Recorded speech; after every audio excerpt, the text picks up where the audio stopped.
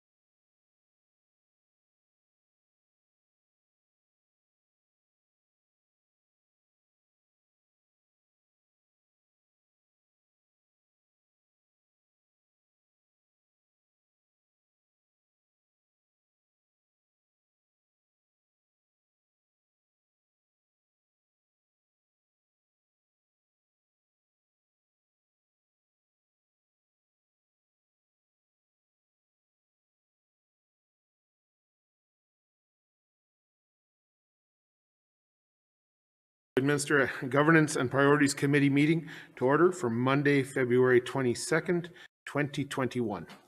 This time we will take a silent moment of personal reflection.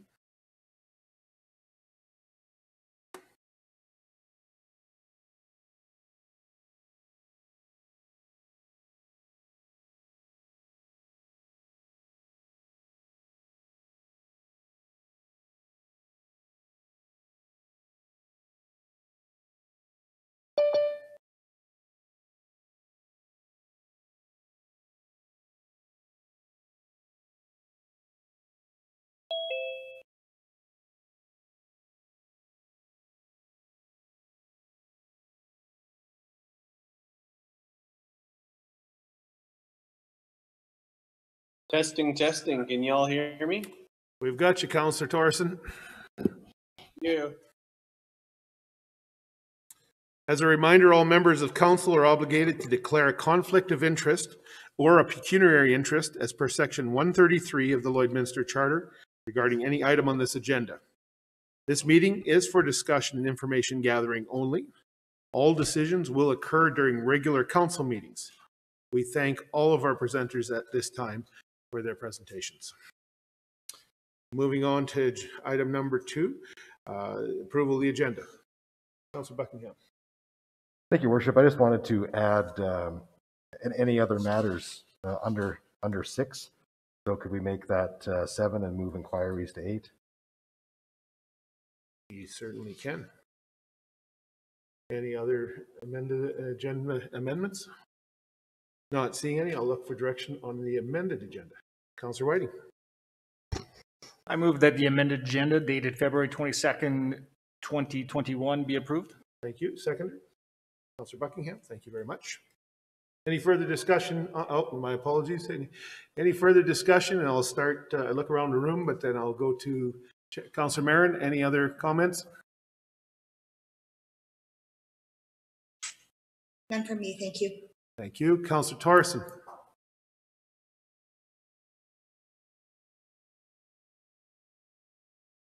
Do we still Sorry, have... I'm on mute. No problem. No. You're good there? All right. No comments? Same. Do you want me to do it again? No, I'm good. Okay. I've just, I'm going to call the question here right now, and if there was no comments. Not seeing any comments, I'll call the question. All in favor? How do you vote, Councillor Marin? In favor. Councillor Thorson? Hands up. Can you not see my hand? I'm in favor. No, I didn't see your hand, but that's okay. One of the technology things. There we go. We got you now for a little while. Carried. Moving on to item number 3, approval of the previous meeting minutes. I'll look for council for direction. Councillor Buckingham. Thank you, Worship. I move that the Governance and Priorities Committee minutes dated January 18th, 2021 be approved. Seconder. Councillor Whiting, thank you very much. Any further discussion on that question? Not noting any on the screens. Good with Councillor Marin, good with Councillor Thorson. I'll call the question. All in favor, please raise your hand. In favor. In favor? Aye. Aye, thank you. Carried. Moving on to item number 4, public presentations. I would like to ask Mr. Gerald Kampaniak to come forward, please, at this time.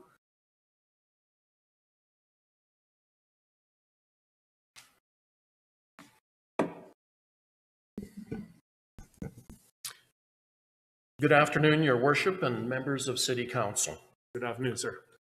I am here to request that the city look into the development of dedicated outdoor pickleball courts at Bud Miller Park. Pickleball is the fastest growing sport in North America. Currently, there are 26 established pickleball clubs in the Alberta Pickleball Organization, and Saskatchewan has 18 organized clubs. Locally, we have about 30 players that play indoors at the Service Sports Center on a drop-in basis. Many similar-sized communities have much more vibrant clubs, and we feel the addition of outdoor pickleball courts will help promote and establish the sport in our community. Now, you may ask, what is pickleball? Well, it's a combination of tennis, ping pong, and badminton. It is played on a badminton-sized court. In most cases, 2 pickleball courts can fit into 1 tennis court. The paddle is slightly larger than a ping pong paddle, and a more durable wiffle ball is used. It is most often played as doubles, but singles can be played. Its growing popularity is due to the fact it is easier on the body, and it is easy to learn. Most sports require hours and hours to learn, but with pickleball, you can pick up a paddle, walk onto a court, and within 5 minutes of learning the basics, be playing with your friends. It is a fast-paced sport, which takes advantage of your quick hands and reflexes. It is also strategic, like a chess match on a court. It's a great workout, and because of the smaller size of court, you are close to your opponent and your partner during play. It makes for more of a social as well as an active environment. Now, although pickleball is fun for all ages and skill levels, many pickleball players that have taken up the sport can no longer play tennis or more strenuous sports because of injury or age. These people will become sedentary or will find a sport that they can still enjoy. Pickleball can be that one option. A 2018 study conducted by Western State Colorado University found that seniors playing pickleball 3 times a week saw improvement in blood pressure and cardiovascular fitness. Pickleball also helps with hand-to-eye coordination. The majority of pickleball players are retired or semi-retired, and in fact, pickleball is an event in the Alberta and Saskatchewan 55-plus senior games. And personally, I would not be surprised if pickleball eventually became an event in the Saskatchewan and Alberta Summer Games. It would be terrific if in 2024, when Lloydminster hosts the Saskatchewan Summer Games, that pickleball was a new event and we could showcase our new courts. Also, the Pickleball Canada National Championship for 2021 will be held in Red Deer in August, which attests to its growing popularity. The courts would be used at all times of the day, weekdays and weekends, instead of just after work hours or just weekends, commonly referred to as peak times, again, because the majority of players are close to or into retirement. These same people tend to go south in the winter and come back in the spring and want to continue playing pickleball outdoors. Their juices are still flowing for the game. Be careful, it is addictive. And once we have outdoor pickleball courts in our city, we will belong to the greater pickleball community. We will be physically active, fit, and more mentally sharp, and bonus, we'll have a lot more fun in the sun, outdoors, where we should be in the spring and summer. In conclusion, I propose that City Council consider developing designated pickleball courts in an underutilized area of Bud Miller Park. Personally, an ideal location would be the lawn bowling area because the courts would be in a sheltered area to prevent the wind from affecting the ball. The buildings currently there could be used for storage for pickleball equipment, and it would be viewed by many passers-by who might consider taking up the sport. I would like to thank your worship and members of City Council for allowing me the time to speak to you. If you have any questions, I'll be happy to answer them as best I can. Thank you, Mr. Kapaniak, for your presentation. I'll look to City Council members. Councillor Whiting. Yeah, thank you very much for coming in and sharing this with us. I've noticed more and more pickleball becoming more and more prevalent around both Lloydminster and just in general across Canada, I guess. And I'm not sure where did it come from and how it got to be the next up and coming. Doesn't matter. I think it's a great idea. My questions are: is there currently a club in town, or is it just a bunch of interested individuals? No, there's been no organization of any sort. It's basically just on a drop-in basis currently. Do you think would there be plans to organize a club, or does it require the need of a dedicated surface, or? We have people who are really into the sport, and I think there's always that possibility. I mean, we're a growing community.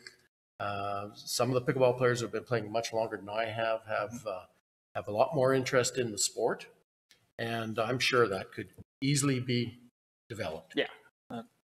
My next couple questions have to do with the seasons.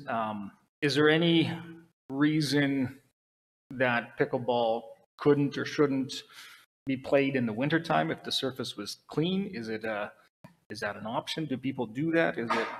Actually, right now, that's all we're playing is at the Civic Service Sports Center. But an outdoor space? There is none, other than I believe there's a pickleball court in Blackfoot, Okay. but I don't know what kind of shape it's in or anything. I know some some players have been going to Blackfoot. I believe there's even a couple of players who tried to set up a pickleball court in their backyard. Right. To what success, I have no idea. I guess my question is, any reason why, and can it be played in the wintertime? Can it be played in the wintertime? Yeah. Indoors, yes. Outdoors? No, I don't think so. Too cold. It's Just cold? yeah. Yeah. It's basically a warm weather sport. And the wind has a little bit to do with it as far as it's a lighter Yes. ball. It has. Yeah, the balls are, like I said, they're a wiffle ball. They're plastic with holes in them.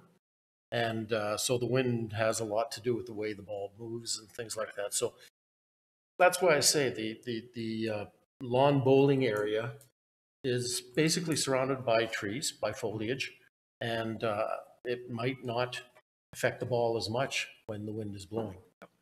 Yep. All good things to know. Thank you. Welcome. I got Executive Manager Stang had a comment, and then I'll get to Councillor. Yeah, thank you, Your Worship. Just to inform all council, and I think as part of the 21 capital budget, there was a project number 2171005, the Bud Miller refurbish lawn bowling green. Administration has been looking into developing that area for pickleball courts as well as some basketball courts in joint. So that project is already in the works and in process of being designed as we speak. Thank you very much, Executive Manager Stang. Councillor Buckingham. Thank you, Worship. Thank you, Mr. Commander.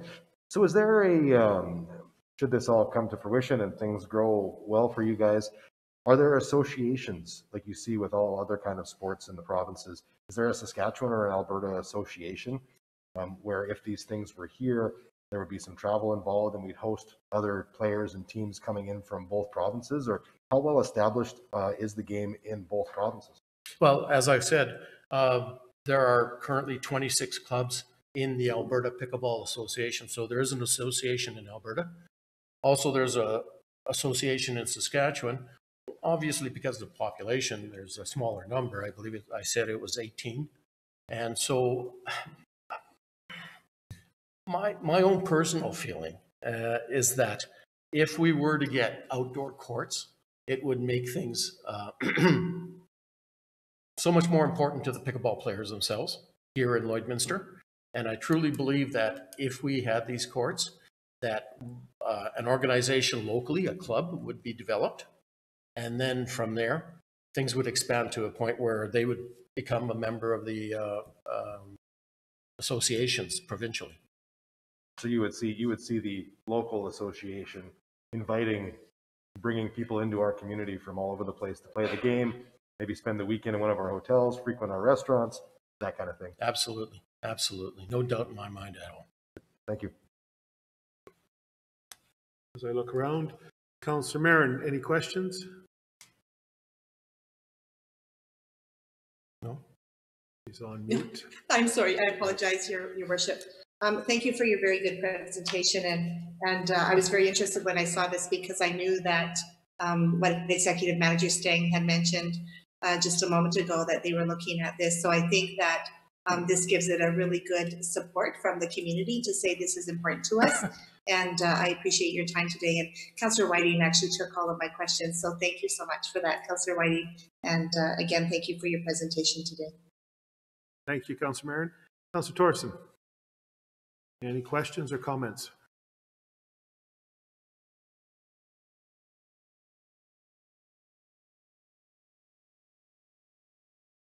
I'll take it that he has no comments at this time. Well, any other questions? Just, I think lastly, I think it would be great knowing that we have a variety of players in town that maybe you go back to those passionate about the sport to plant the seed and ask them to maybe consider starting a club, forming a club, and getting that organization, because I see it being popular, and that down the road, knowing that we have that plan in place, that the chicken or egg, I don't think it matters. I think the club can start whenever those passionate players get organized. Certainly. Thank you very much for your presentation, Mr. Kapaniak. The message, if you would be like to carry it back, is the city has taken that well under advisement, and as Executive Manager Stang outlined, it was approved in the fall, late fall, early Christmas budget. Now we'll just, as the year progresses, we'll hopefully Mother Nature will cooperate to allow that project to move forward, and we'll hopefully have it completed. When, we're not sure, but certainly the message has been heard loud and clear, and we're working towards that. So it'll be a great start to get pickleball in our city year round, because I've heard about it and I've seen it played at the Service Sports Center. It's great to see people out. You've mentioned the requirements for health and fitness, and I think those are all good things these days. We'll continue to try and work as the city as best as we can to meet people's needs. Thank you. Thank you. Thanks, Jerry. Have a good afternoon. You too. Thank you. Moving on to 4.2, resident utility inquiry. I'll look to the city manager, to the city clerk.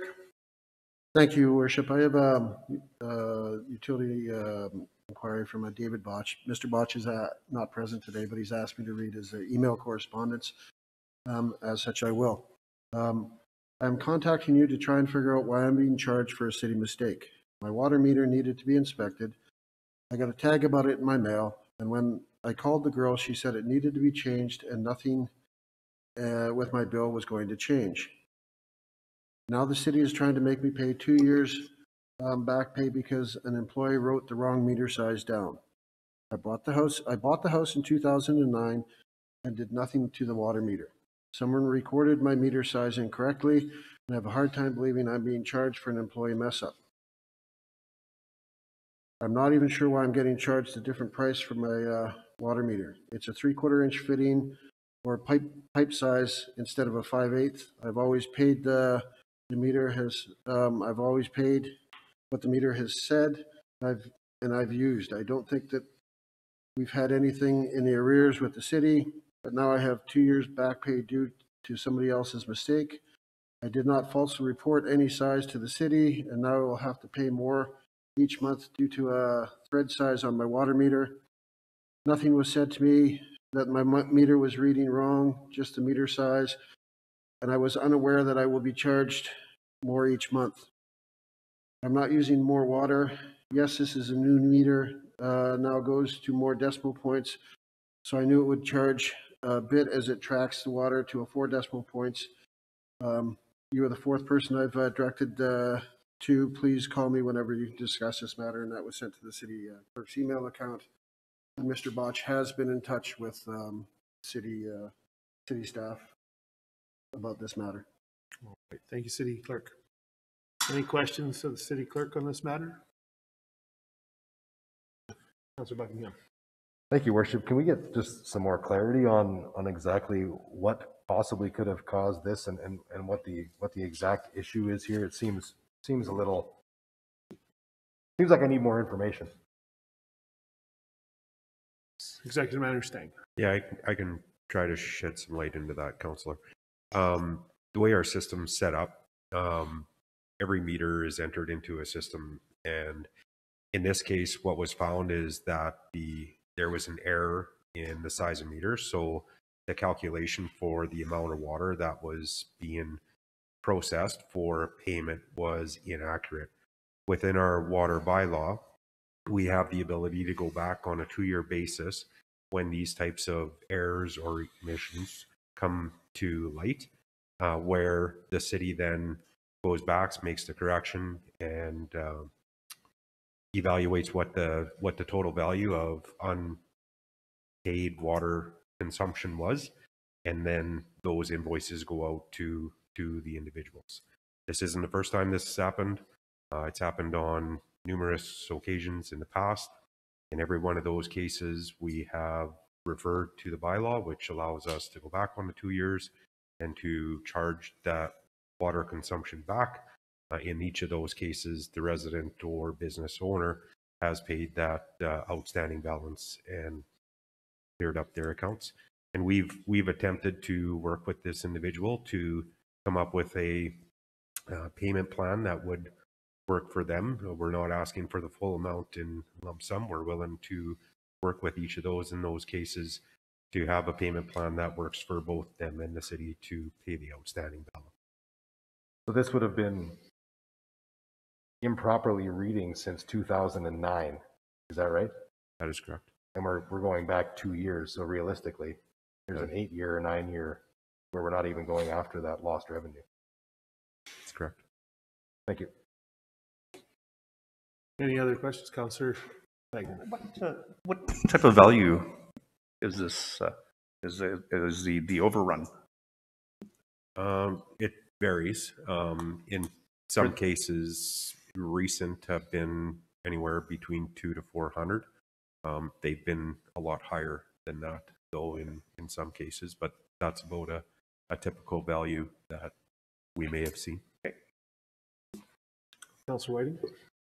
And this helped a lot because I was thinking that this was just the fee for the meter or something like that, but this is actual the calculation then of the water. So an individual with the wrong meter on file could have it would have then calculated out to 20 cubes, but actually if they had used the other meter, it would have been 30 cubes. Is that how I'm getting this? Yeah, I'm not going to pretend to be an expert in how that process works, but it's a factor. I believe it's a factor that's into the account. So that factor multiplies by the meter reading to give a total consumption. When that factor is incorrect, it gives a different reading. Therefore, consumption is actually lower than what the resident is actually using. So it's just trying to get fair pay for the fair amount of water that's been used. Yeah, the city's requesting that we get paid for the water that was consumed. And the bylaw that's currently in place allows the city to go back on a 2-year to get that consumption compensated for, regardless of where the error came from. I've got Councillor Thorson on the screen. Go ahead, Councillor Thorson. Thank you, Your Worship. Yeah, I was just looking at this one, and I appreciate that the water team and water billing is working with the individual to help get them caught up and not not make it too difficult to get back on side. I guess from what I'm hearing, executive manager, there you go, Stang. Would you agree with the statement then when they're saying that I'm not using more water? It may be true that they're using the same amount of water. However, they were using more water than they thought they were before because of the difference in calculation. Yeah. So even if they're using the same amount they always have, it's just more water than they were under the impression that they were using. Yeah, the way I understand it is they may not be using any more water, but we were reading less water than they were actually using. So now with the correction, it says they're using more water because of the correction, but in actual fact, we were under metering for the water being consumed. All right. Clear as mud. Thank you. Thank you, Councillor. Thank you, Executive Manager Stang. So I think that there's Mr. Bosch makes some interesting points. He's absolutely right. The water meters do get changed on a regular basis, but they do not, there's no cost to them because that's built into our bill. I've looked at my own water bill, there is a meter charge from that perspective. But I think that in this case, as you've outlined, there is a difference in the amount of volume that goes through a 5/8 meter versus a 3/4 inch meter, and that makes the huge difference in this case. Executive Manager Stang, I think you wanted to comment. Yeah, the senior manager of water services just corrected me. I was wrong in that assumption. What she's saying is the fixed rate, the consumption didn't change. The fixed rate for the meter would change. which would in charge be a higher cost versus what it was being charged. So my apology for misleading council. Okay. Anything else you wanted to add, Karen? I see you standing. Please go ahead. I just wanted to provide some additional clarity on what the difference is between a 5/8 meter and a 3/4 meter. So what the main difference is that a 5/8 meter would be reading up to the meter cube. So when you are consuming less water, it's not actually recording that data. So what happened with the Mr. Box case is that they have a 3/4 inch meter installed on their property. We're not recouping the cost of that change in, I guess, accuracy of the meter, because we don't have, at this time, we don't have any basis for that. What we do have basis on, though, is that based on the size of their meter and what they should be charged for, there's a discrepancy in the bill there. So from an $18.98 per month for a 3/4 inch, or sorry, a 5/8 meter, we need to charge, I think, over $20 a month for a 3/4 inch meter. So that's the cost that we're trying to recoup. Thank you very much, Karen. Yeah, I was just going to say thank you for that clarity. Appreciate it. Councillor Marin, and then I'll get Councillor Diachuk. Thank you, Your Worship. So I just noted in the email to the city clerk that he says this is the 4th person that I've been directed to. So I just wanted to suggest that there be some consideration to make this process of asking for clarity on an issue a little bit more clear. And so maybe some promotion of, if it comes into the wrong person at once, to redirect them to the email address that can help them. I can't recall what it's called, but just to help the process, because that builds in frustration as well for individuals. So we want to make sure that they're getting connected and getting served by the first person that they're reaching out to. And even if we have to take the time to redirect them to the appropriate person, we should be doing that. I think the city clerk can respond to that, Councillor. So if I could, Councillor, the individual has spoken to four members of the staff who have given him an answer which he was unsatisfied with. And that is why he reached out to the city clerk, so that council could make a determination of whether he'd be responsible for the bill or not. So our process did work. It's just he's seeking for the bill to be set aside and had not had satisfaction up to that point. Understood. Thank you very much for that. Councillor Diachuk. Yeah, thanks, Your Worship. I'm just a little bit confused now. I thought I was less confused before, but I know when Ken Urban gave us a presentation, he was saying that if you were a house and we're using a 3/4 inch metering on it, the amount of water you're using wouldn't be enough to spin the counter enough, so it would turn really slowly and actually would underrepresent. And so you needed to match the water line with the meter. But this isn't what you're talking about here. That is correct, Councillor Diachuk. So there is that underbilling for that portion. However, at this time, we're only charging Mr. Bach the fees for, I guess, the billing discrepancy for the fixed fee. So when we don't have a basis to bill him extra for what has been underbilled for the consumption. Therefore, we're only billing him for the fixed fee discrepancy. So he's actually getting a fairly substantial amount of water as well for free then, which isn't really represented in his That's letter correct. as well. That's correct. Thank you for that. Any other questions or comments? This will likely come back from administration with a recommendation for council at the next meeting, is what I expect. Normally, we just handle this ourselves unless council directs us otherwise, but Okay. we would just handle this the way we've handled as executive manager staying. We've had other scenarios and we've been consistent with how we've handled them each time. Okay. I think council's questions have been answered, so we'll leave it back to administration to follow up with Mr. Bosch.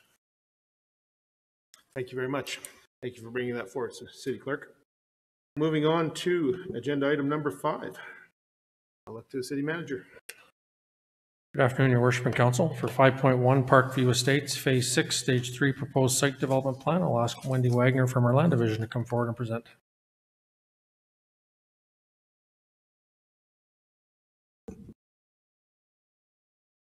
Good afternoon, Your Worship and members of City Council. Good afternoon, Wendy. I am here today to provide the committee with information pertaining to the proposed site development plan for Parkview Estates Phase 6, Stage 3. In August of 2020, the City of Lloydminster was approached by the Nautical Lands Group looking to develop an adult lifestyle community for seniors of the age of 55 and over. A site on the Alberta side was requested, and administration presented a section of Parkview Estates 6-3 to Nautical Lands Group. They conducted a physical site visit and agreed that it would be a perfect fit for their proposed development. Administration initiated the land sales agreement with Nautical Lands Group, and it was executed on November 10th, 2020, with conditions to be removed no later than July 8th, 2021. Administration feels that this development would enhance our city and develop a portion of vacant lands in Parkview. This development will provide our seniors with services as well as much needed accommodations and positively impact our community with growth, tax revenue, and infrastructure. Planning and Development brought forward an information report on January 18th, 2021, outlining the changes required to the proposed site plan. Land Division has submitted all required applications to Planning and Development for the amendments required to move forward with the proposed site and development. I would now like to introduce the representatives from the Nautical Lands Group. They will be speaking on the proposed development and their site plan proposed for Parkview Estates. Angela Marinari, the development planner for Nautical Lands Group, as well as Peter Gregor, marketing for Nautical Lands Group, is on the line for support, and Clayton Ganson from Stantec is on the line for support for Nautical Lands Group. Thank you, Wendy. Welcome, Angela, Peter, and I'm sorry I didn't catch the third individual. Clayton. Clayton. Thank you very much for being with us, working with these interesting times that we have. So I'll look to either Angela or Peter to lead the discussion from this point. Thank you, Wendy, for the help that you've provided us over the last few months. Good afternoon, Your Worship and members of the City Council. My name is Angela Mariani. I am the development planner for Nautical Lands Group, and with me virtually is Peter Gregor, who is the Vice President of Development for Nautical Lands Group, and Clayton Glanson from Stantec. They are our consultants for engineering and planning for this community. I have a PowerPoint that I don't know if I can figure out how to show it or if it can be shown. I saw it presented through the agenda package, but if I can get access, I can put it up. We'll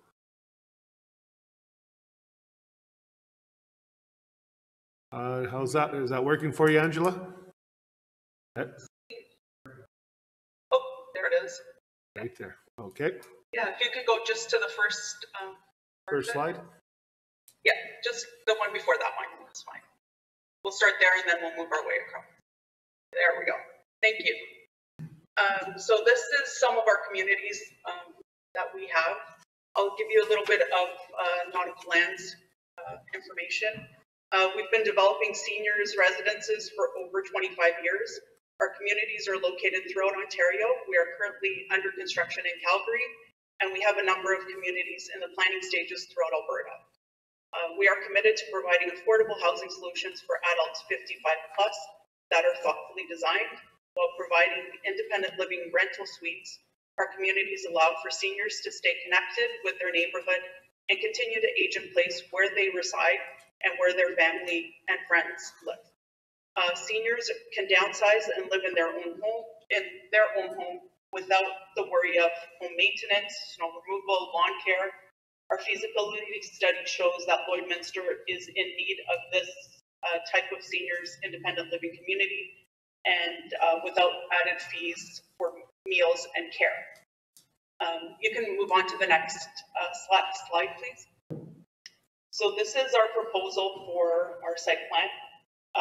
We purchased the site at Parkview Estates in order to develop an independent living seniors community. The proposal is for approximately 185 bungalow townhouse units with a central clubhouse, which you can see kind of in the center of the site, off to the west side, I guess, of the site.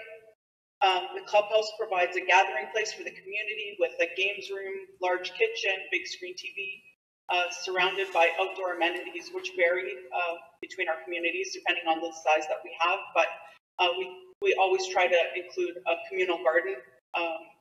And also, as your previous speaker mentioned, we're hoping to put in a pickleball court there, possibly lawn bowling. We can assess all this during our construction and completion stages. And then we can also provide use of the clubhouse for the community to use. Certain areas have Lions Club meetings in the community, in that clubhouse. So we're hoping that it will be well used for that community. You can move to the next slide, please. This is just an image of our bungalows. The units are suited for seniors. The units are either 1 or 2 bedrooms with a garage or carport. The kitchen, laundry room, bedrooms, and washrooms are all on one floor. The units come furnished with fridge, stove, microwave, dishwasher, washer, dryer. The door widths are a little bigger just to accommodate for wheelchairs and walkers. They're accessible. We try to make them as accessible as possible. And then we can move to the next slide, which is our clubhouse.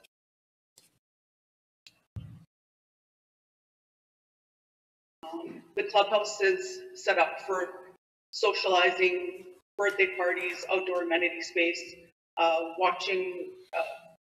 Sometimes it's used for watching like playoff games. The community gathers for a movie night, baking and canning in the larger kitchen.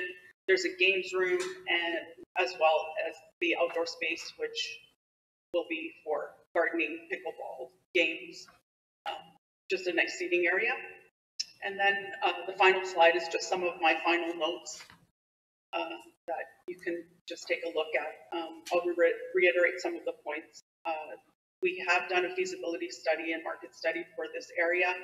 We've determined that there is an imminent need for 338 units of this type of housing. Our price point is well below other seniors developments in the community. We offer independent living without the extra fees for meals and care that many don't require. And that's it for my presentation. If you have any questions for us, we're happy to answer. Thank you very much, Angela. I'm extremely excited about the idea of adding these to our community. It builds for our seniors, and as you indicated, it's another level of service that is between them owning their own homes and to the next step that they might want to take. So I'll entertain questions. I see Councillor Thorson first. Thank you, Your Worship.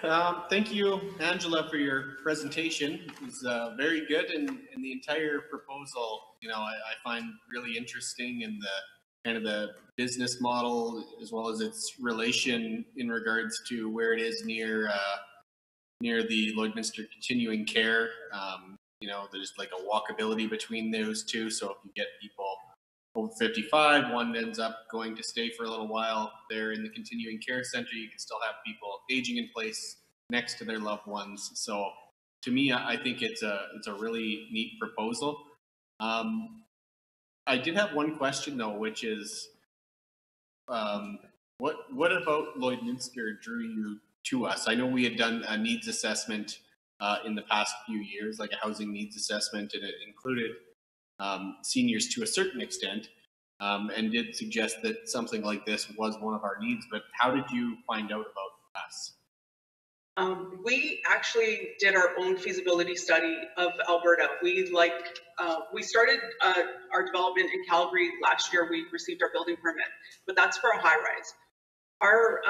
We love building these bungalow townhouse blocks, and it's kind of a tertiary market for us in Ontario. So we did a feasibility study in Alberta and found that certain communities were in high demand for this type of living for seniors. There isn't a lot available.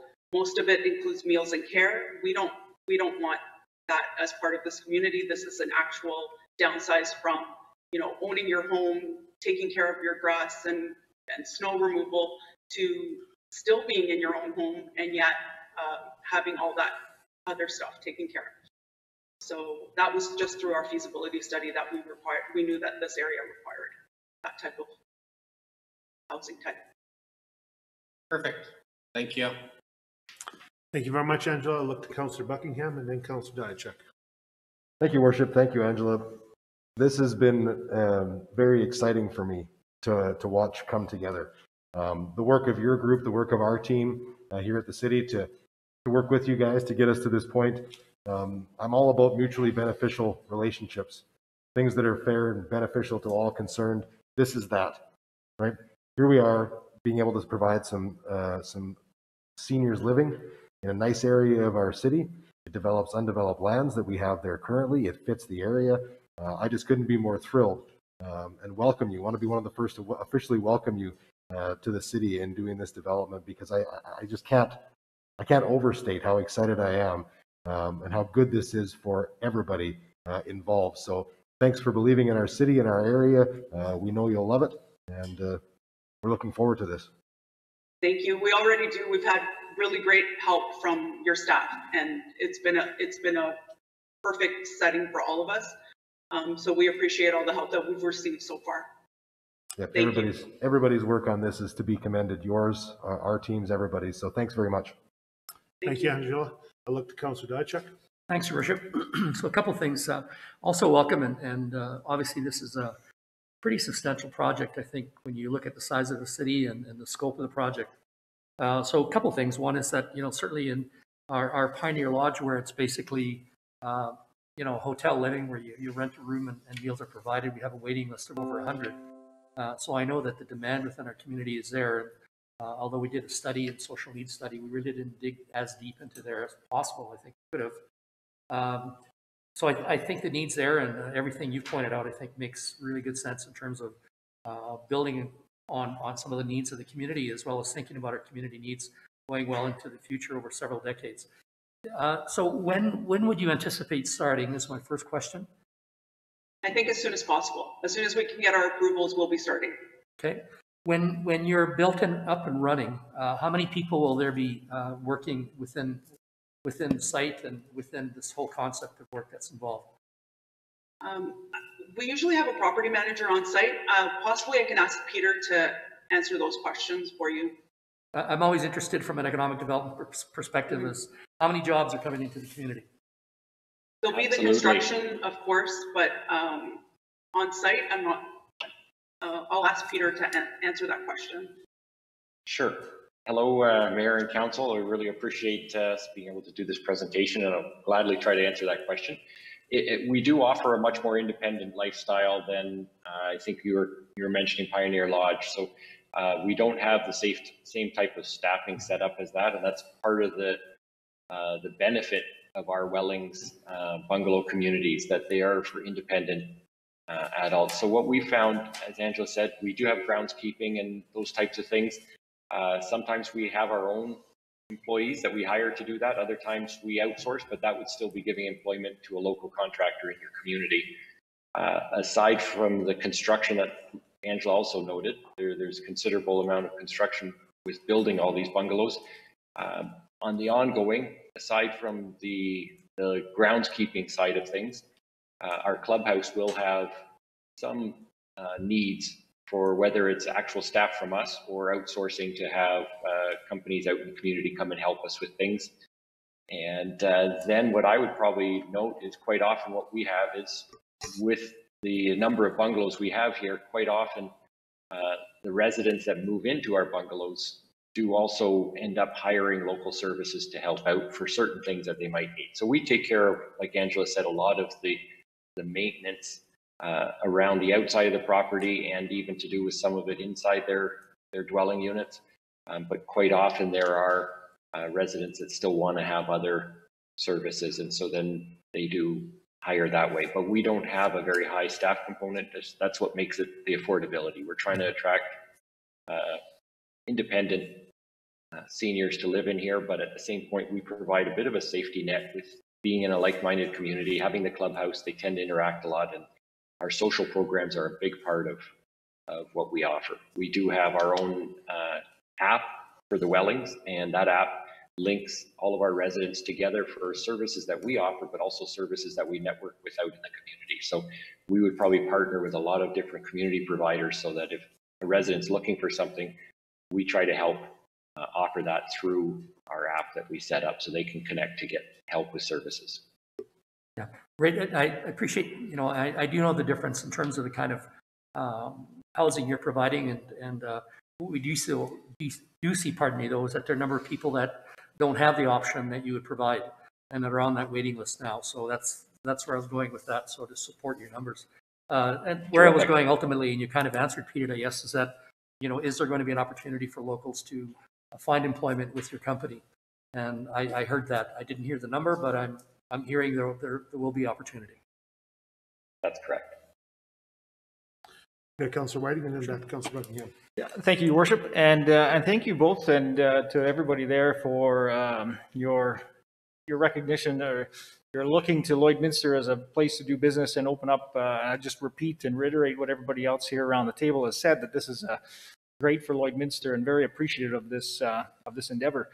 A question for you, just on the construction, are you looking at doing this in a phased approach, or is it just go in and start from one side to the other and get her done? Or do you plan on having certain areas waiting until next year, or what's your construction process? We will phase that out, I believe. We'll determine those phases and let staff know once we're at that stage. Peter maybe can answer that as well, just how that process will go. Sure. Yeah, no, I appreciate that. Thanks, Angela. And yes, we would typically break it up we build them out in phases, typically of 60 to 70 units in a phase. And depends on each community. Sometimes we service more than the construction of the housing phases. So it might prove more beneficial to service half of the community at one time and then build it out in a couple phases through that, half of the servicing, and then service the other half. That would be something we'll work with. I know Clayton from Stantec is on the call with us. We're using their help with planning, but also on the civil engineering. So they would work with the city as to what's the best way to get services in and make sure that they're well set up. But we do it in phases, and we start. You saw the clubhouse that's closer to the road there. We would usually build 1 or 2 blocks as models along with the clubhouse, and then we start putting in foundations for the other blocks. And so as the model's up, then we start getting deposits. And in our last community that we've totally built out now in Ontario, we were sold out, or we had deposits. It's all rental, but we had deposits for the next phase before we were finished the previous phase. So that's typically how we do it. We get a waiting list of people that would like to move in, and then we build out the units. Being bungalows, they don't take that long to build, to be honest. Once the services are in the streets, the bungalows themselves don't take very long to build. Yeah, thank you for that. Councillor Buckingham. Thank you, Worship. I'll probably go back to Peter for the same kind of question. When it comes to how you guys build these properties, do you guys bring a team in and do the construction, or is there going to be an opportunity for our local trades to bid on this work? Or how do you guys work that process? Is it cookie cutter, you come in with your guys, or do we have some ability for our locals to benefit? I'll answer that directly there, Angela. But so we have 2 different ways that we build our bungalow houses in Ontario now. We're building across the province, and we have multiple developments underway. We tend to prefab as much as we can. So all of our bungalows to date have been done where we do prefabricated wall panels, and they get erected like a little Lego set. And so it depends. We'll see when in Alberta as we move along, whether there's local paneling companies that we use. In other communities where there wasn't paneling close by, that we would just stick frame. And there we would use local trades. So we will tender out to a local carpentry company and drywall, those types of things. It depends on each community. Ideally, in Ontario, we've got so many underway that we're actually setting up a paneling factory where we're going to prefab all of our own panels to go out to our different sites. again, there we create employment by having that, but you also create a much better environment for building these panels when they're not stick framing outside in the elements, and the panels are much more square and true, and then when you erect the buildings, they're that much better. So we'll see how it evolves in Alberta. As Angela noted, I think we have 4 or 5 other sites right now that are going through the planning stages for the same style, and the intent is to have multiple going, and so then it all depends on the local trades as to which local trades are suited for the tasks. But we do use a lot of local contractors in all the communities where we build. If you're going to continue to expand in Alberta, may I suggest we have some great land for a manufacturing facility also available here? Well, I'll let Angela talk to you about that one as the next step. Thanks very much. Thank you. I'll look around the table. Is there any other questions? Well, I don't see my other 2 councillors online there at this moment, so I believe Councillor Thorson did get a chance to ask a question. Councillor Marin, was there any other questions from your side? Yes, thank you, Your Worship, and I'll just say thank you so much for the investment that you're making in our community and in supporting the seniors housing project so seniors can age in place. I'm just incredibly proud of our team at the city and your team for working together to bring this project to Lloydminster, so job well done. I did have one question, and I noticed in the site map, I was curious if that will use the full parcel of land that you've built or that you purchased from the city, or if there's room for expansion based on that map, and maybe you can flip forward to that. I think it's the That's screen the entire behind. site that we purchased. That's the entire site. Okay. Thank you very much for that. I don't know if we can flip back to the site plan. Yeah, we have it up here. Yeah, thank you. So I'm assuming you're going to start about 72nd Avenue and work your way back in the phasing. We'll probably start somewhere around, yes, and that's where our entrances are on both. There's one to the north and one to the south of 72nd. And then we typically build the clubhouse in the first stage, so probably some of the units, I'm not sure exactly if we've looked that deeply into it, but it'll be the units closest to the clubhouse and along the road, so we have access in. It's interesting because as I'm in this age category, I talk with lots of people in farming communities around us as well as within the city of Lloydminster, and this is what they've been looking for. So I think your timing is perfect. Thanks for doing the study on our community and bringing this facility here. I think it will be well received by Lloydminster and seniors in our community. Thank you. We're very looking forward to it. Thank you. I'll ask one more time if there's any other questions. Not seeing any noted. Thank you very much, Angela, Peter, and Clayton. We're very excited, as you can tell, about your development coming to our community and you becoming part of our community. We'll look forward to that opportunity. There's a few more hurdles I believe we have to get through at City Council from our perspective, and we'll move things forward from that perspective, and then we can hopefully look forward to the groundbreaking later on in the summertime when we'll be able to all gather here on a beautiful day in Lloydminster. Thank you so much. Once COVID is over, maybe we can all meet in person. We're all on the same page, I can tell you that. So thank you so much again. Thank you for making an investment in our community and seeing the value in our community. And as it's been said around the council table, it's a real pleasure to welcome you to our community. And we'll look forward to moving this project forward as we go through the steps. Thank you. Terrific. Thank you very much. Thank you for joining us. Thank you, Your Worship, and City Council for your time today. Thank you, Wendy. Great job, by the way, Wendy, and your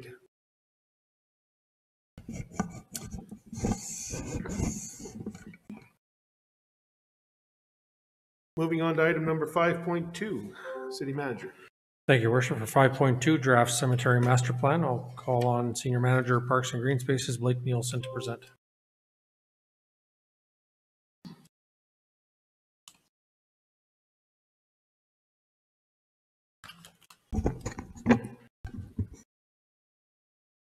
Good afternoon, Your Worship and members of City Council. Good afternoon, Blake. I'm here to provide the committee with a draft master plan on the cemetery. It's been a number of years since the city has updated the cemetery master plan. In that time, the Lloydminster Cemetery has moved closer to reaching its capacity. Demographics have changed and new trends in the cemetery industry have emerged. For this process, we have contracted Lees and Associate Landscape Architects to assist us with the development of the cemetery master plan. Today we have with us Richard Cook and Lacey Barr of Lees and Associates to give you a presentation of the cemetery master plan conducted in 2020. And if they're ready to go, I'd like them to go right into it as soon as possible and present this to you. I see Richard on the screen. Welcome, Richard. And Lacey, I'm not sure if we have her as well. Hello. There we are. Great. Well, Richard, with that, I'll welcome you both here. You folks have got a fairly healthy presentation. I learned an awful lot over the weekend learning about cemeteries. So I'll kick it back to you, Richard, and please lead the discussion and go for it from there. And I'll let you and Lacey work it through. Thank you very much. Good afternoon, Your Worship. Good afternoon, members of the City Council. It's great to be here to do this for you. As Blake mentioned, we're Lees and Associates. We're specialist cemetery planners and designers. I'm one of the principals of the firm and worked on this project closely with Blake and his team, and as did Lacey Barr, one of our principal cemetery planners and designers. So we're here today to present to you for information some of the key findings and the recommendations from the cemetery master plan process that Blake told you was undertaken in summer and fall of 2020. Wendy, are you able to advance the slides for us, please? And to the next one, please. Next one.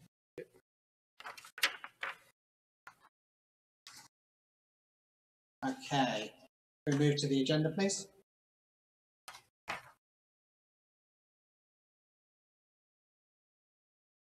Next one, please. Okay, so today we're just going to walk you through the project background, walk you through the schedule that has taken place and what we hope will be the next steps of this project.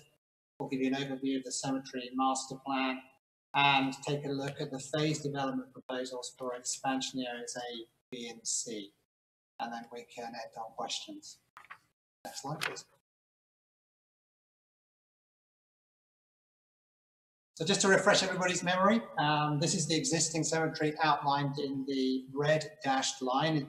As Blake alluded, the cemetery is almost fully developed. There's one small area called Expansion Area A near the entry off 54th Street, which is available for future development of burial options.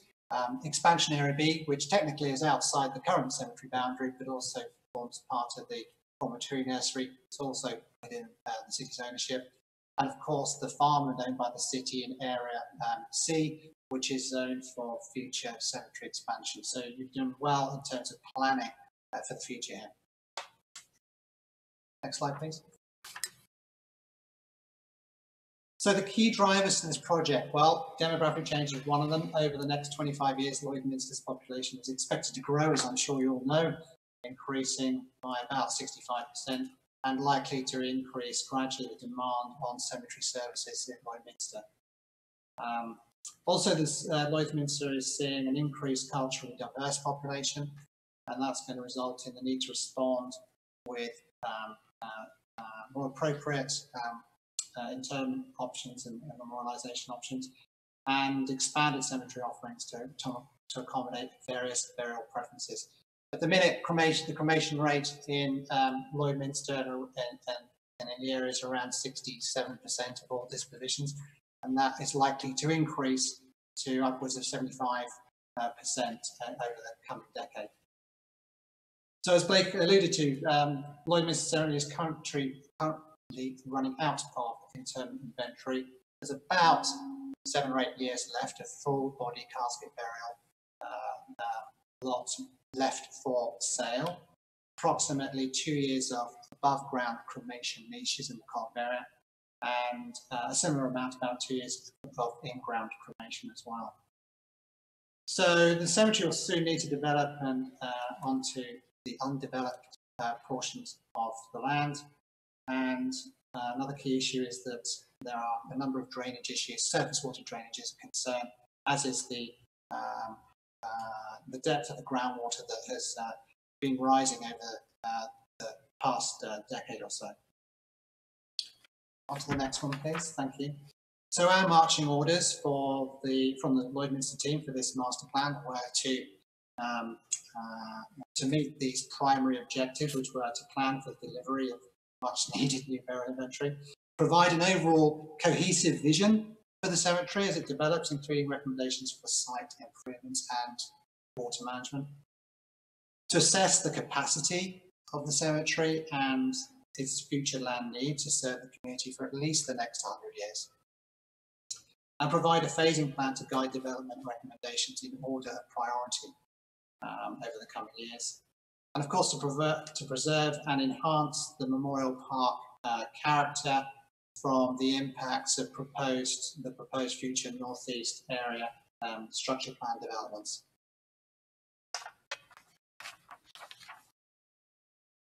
So, as I mentioned, we started the project in June 2020. The listening portions of the project took place with staff and stakeholders in August, which resulted in a draft master plan in September and October.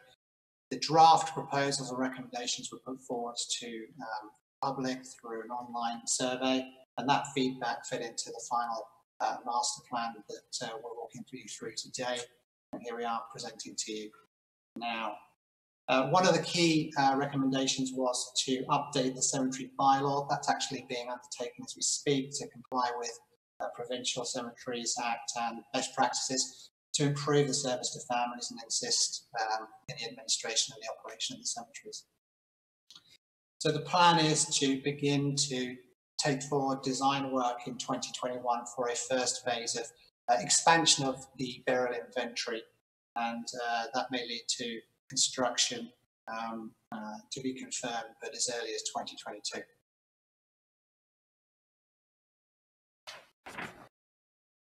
So through the resulting cemetery master plan, the project's objectives have been met.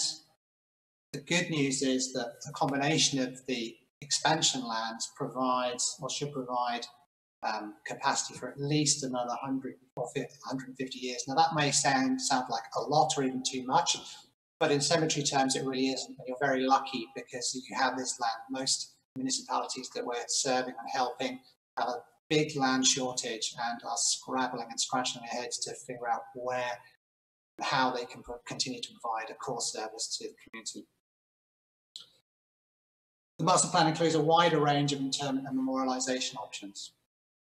It's now a holistic and legible site-wide plan for future cemetery expansion. It's going to create a character, a destination memorial burial park with new tree planting across the whole site, including the existing cemetery. It'll provide a strong landscape buffer to protect the cemetery from future neighbouring development.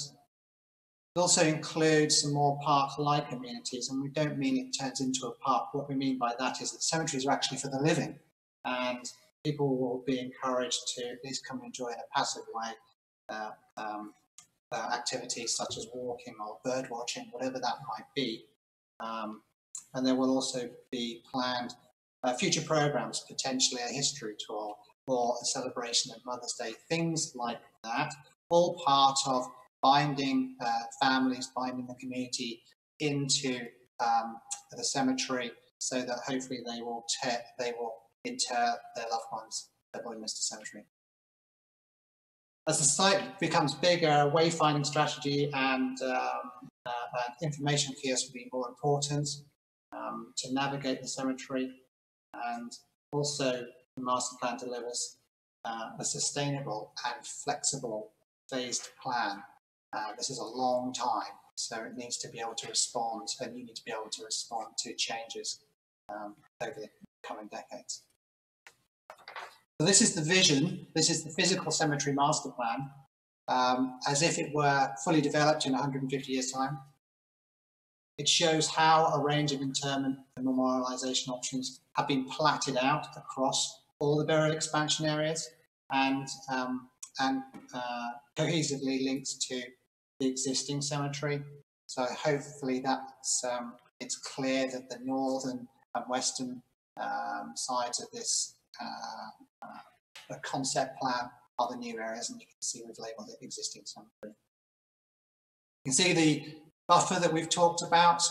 We've shown what's potentially new, the new collector road planned on the western side, and of course that's going to increase traffic noise potentially over the, and animation in the cemetery through the passing of cars, and of course the northeast area structure plan, residential development to the north.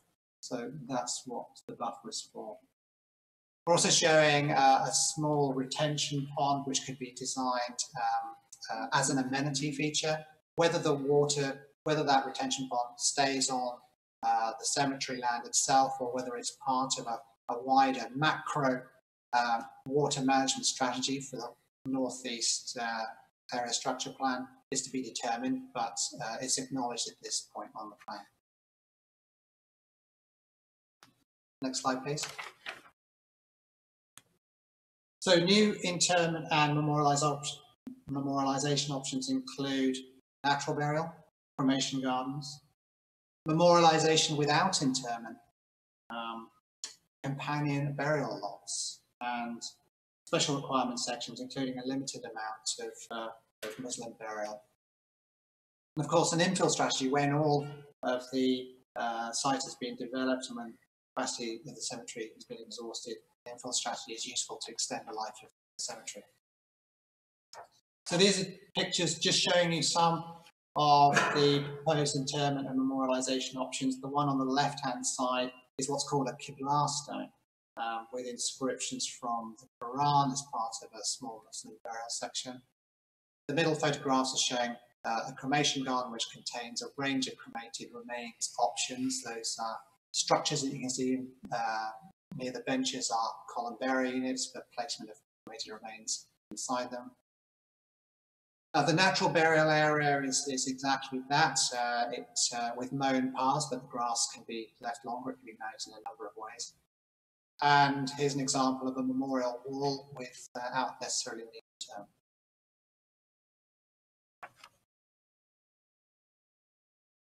The master plan recommends expansion area A. If you remember on the diagram, it being adjacent to the main entry on the western side of the cemetery as being priority area to provide new interment and memorialization options. So this would be the first area to develop.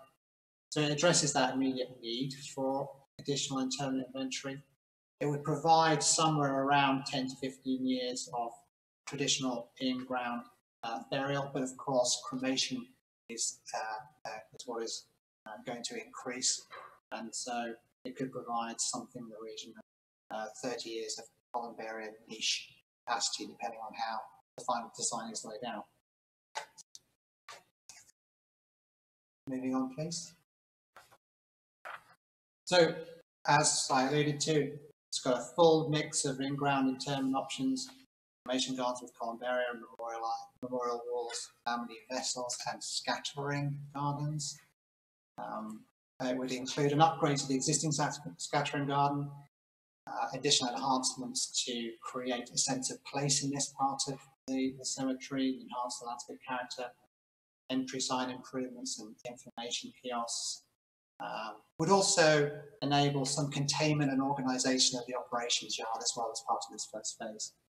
And the first phase of the buffer to protect the cemetery from the impacts of the road whenever that is built. Next slide, please. Burial expansion area B is to the north. The timing of the design and the development of this expansion area should begin not less than 5 years before area A is completely sold out. You never want to run out of burial inventory. That's a very difficult thing for council to explain to families. So the timelines for development can be quite long. So the primary objective is to provide a plan here that's adaptable to meet future needs, because it can last up to 50 years from now. Key features, of course, include an extension of that buffer or the berm around the perimeter, but also new features such as a memorial walk. would include further development of the natural burial area should that emerging trend continue to be popular, but it is flexible in this area as well and could be converted to other uses. More cremation gardens, you can see companion lots. Even the idea, which will be tested out of a warming hut, especially for certain Muslim families where often the men conduct the burial and pay their respects first, and the women are asked to wait behind whilst that takes place. But they're often very cold because they're having to wait outside in the winter time for a long time. So, but this could actually be used for anybody. There's no reason why that couldn't happen. Next slide, please. And then we're moving on to expansion area C, which is, if you remember, was the farmland along the northern tract of the cemetery, which would provide yet more, about another 100 years, giving a total of 150 years of capacity here. So again, this plan is adaptable to meet the future needs of families as they change, and it can be developed in bite-sized chunks. And again, the key features include this range of interment and memorialization options because it's designed to give families as much choice in each section of development as the cemetery is developed. Next slide, please. So again, the timing of development of this expansion area is contingent on many factors, but again, planning a first phase should take place not less than 5 years, probably nearer 10 years before capacity is exhausted in the rest of the cemetery. And again, a first phase, remembering that this would look at about 100 years of capacity, a first phase of not less than 20 years capacity, just so that council is not expending vast quantities of capital when it's not yet needed. Next slide, please.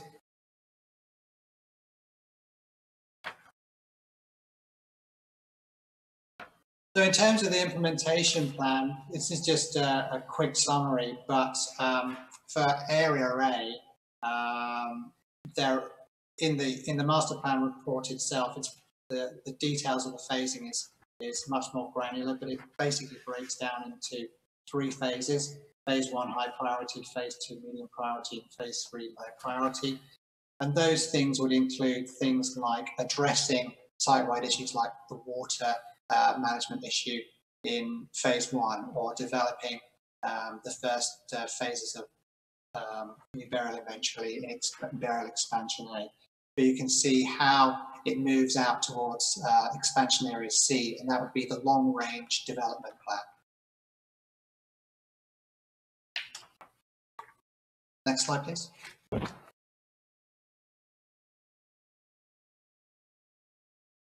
So here we are at the concluding our presentation. Thanks for listening. I'm sorry I've had to cram a lot of information in there within 10 minutes or so, but thanks for listening, and over to you. Thank you, Your Worship. Thank you, Richard. Thank you very much for the presentation. I'll look to council for questions or comments. I know I'll kick it off then. I certainly learned an awful lot over the weekend, as I indicated, with the master plan that you've given us the Coles Note version, which I appreciate, but certainly with public input, having the demographics of our community changing and identified, I think that's muchly appreciated. And we know that the point being, and I think that one that we don't want to lose, is that we've got the ability to plan ahead and expand. And as you said, some communities face that challenge that they're out of land, but thank goodness we have that opportunity and we have the land available. So it fits in well to the plan. And I think it gives some great direction for the next number of years. And as you said, 150 years, I thought about that very question, but I guess when you look at other places, we're still a young community. So another 100 years, things will change a little bit by then. So that perspective. Councillor Buckingham. Thank you, Worship. Thanks for the presentation. 120-page master plan is fairly lengthy for a cemetery master plan, so there was some interesting reading in there for sure. The one thing I wanted to say was I'm really appreciative of the fact that we're partaking in this now, and the fact that there was the diversification of our community was very much included in this master plan for the different faith-based burials and different things that are going on, and that we're moving forward with keeping up with current trends and the diversity of our community, because that diversity in our community continues to grow. And I think it's an important step to have that all included in here. So thanks for all your work on that and your leadership, and Blake and your team and everybody that had a part in this. I think it's really well done. Thank you. Those are really welcome comments. I don't see any other comments around the table. I will look to Councillor Marin and Councillor Torreston. Any comments? Yes, thank you, Your Worship, and thank you for the great presentation. And I never knew there was so much to know about cemeteries. So like the mayor said, I learned a lot over the weekend by reading your report. A couple of things. I was very pleased to see how it's reflective of our culture and newcomers coming to our community and to our region, and really thinking about what their needs are moving forward in terms of burial. I appreciated the section in the report about what our stakeholders had to say and the questions that were asked. So that was really helpful to me, because as I was reading through it, I was thinking, what did stakeholders have to say about this? And then you detailed that for us. So thanks so much for that. One question was around the city parks model, where you talked about having passive recreational purposes like walking or bird watching. And I wondered if that was happening in other communities already and what the response was like for that. And then the second question I'll have is around a funding model. So looking forward, how do we fund all of these recommendations that are made in the report? Through you, Your Worship, to Councillor Marin, those are great questions. I think that what we're observing across the country is a wholesale change in the way that that the death care industry and that talking about end-of-life planning is changing. And as part of that, cemeteries are no longer being seen as scary Stephen King novels. They are part of our community. It's where we go. They have real relevance still. Otherwise, we're in severe danger of moving the burial of our family members to the waste disposal industry. That's a very dangerous way to go. So, in terms of the role that cemeteries are playing, they are being seen across, the Prairie Provinces, BC, in fact, across the whole country as places which provide an amenity, and people are being welcomed to them. It is not a place to play pickleball or throw frisbees or all those sorts of things, but what we're talking about is passive recreation and enjoyment and the peace of a beautiful, sacred landscape, and that's what Blake and his team are trying to create here, is a sacred landscape to serve families for a long time. And so these sorts of things are being encouraged, people are being welcomed, because it is, as we have a more secular society and people are tending to think, well, why do I bother with a cemetery? What's the relevance of it? And they're choosing to scatter in lakes or their favourite spot, but actually there is often some regret about doing that years down the line when there is no marker and no place to go back to. So this is about encouraging people about the relevance of the cemetery as well, and they can feel comfortable. Well, I really like that approach. Is there a community that you can suggest does this really well already that we could look at as a model? There are a number. I mean, off the top of my head, I can think of Mountain View Cemetery here in Vancouver. It actually has a celebration hall, so it's interactive with its community throughout the year, and it has a number of events. The most famous of being its Night for All Souls, which occurs in October each year, which has nothing to do with Halloween, but it is that point where a point of focus for remembering our family members. And Lacey and I have attended many times. But we remember personally the losses in our families as well. Well, thank you very much for your great work and for that presentation. And I suspect we'll hear a little bit more about the funding model and how we'll fund this for the years to come from our team at the city. So thank you. Councillor Torreston. Did you have any comments? Yeah, I did have a couple questions and comments. So yeah, thank you for your presentation. Again, you've heard it a couple times now. I did find the presentation quite interesting. There's a lot of things that I've never thought about how they would go into planning a cemetery. So I never put the pieces together as to how those things relate. But as you go through the presentation, it makes perfect sense. And I think some of the park things are interesting. A couple of years ago, my wife and I, we went on a trip to New Orleans, and while she was there, she took in a tour of one of the cemeteries in the Garden District, which I understand that's got a very old history, that community. But when we talk about this cemetery potentially being 150 years old one day, we could be looking at the same thing. You never know. So the other thing I was just going to kind of ask was, as far as this document being, far stretching, and we see all the changes in trends, changes in demographics, diversity, even over the last 20 years, how often should a document like this be reviewed and updated to make sure that, if there was significant changes in trends as far as cremation or some other new technology, whatever people are deciding to do, or changes in demographics where there might be looked at a certain way, how often should that be done? Well, in terms of the financial metrics and the business planning, which actually wasn't part of this master plan. This master plan focused on the physical development of the cemetery and some of the operational side. That's typically every 5 years or so, and that's based on having good data, good metrics that you're being able to measure. So what has been the rate of sales of cremation? What has been the rate of sales of full body casket burial? All of those things, because they start to inform your thoughts around, well, what is the future phase of development? What should it be? Which is why we were suggesting that, that the cemetery is developed in bite-sized chunks, because you can take those metrics and then that'll inform the range and the mix of interment options to meet the needs of that next generation.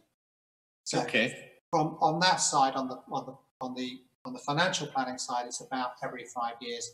On the physical development side, if we're looking at a phase one, developing a tighter phase one interment package, it's looking for the next 10 years, then you'd probably think about doing that every 10 years or so, because the trends are 5 to 10 years, or it's typically a useful amount of time. Okay, thank you.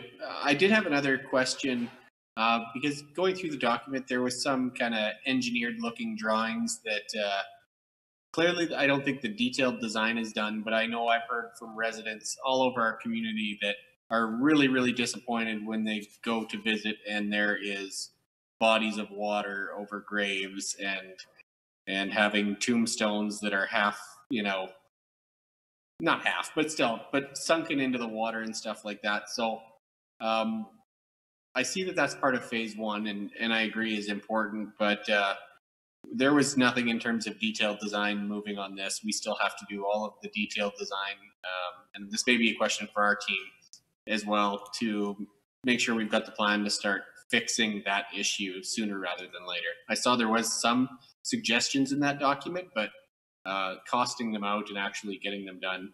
And this is nothing, no offense to your document, I think it's great, but I know I was one person that was not in favor of doing the cemetery master plan and starting to just, I don't know, throw down some dirt, start fixing it, which I get is not always the solution.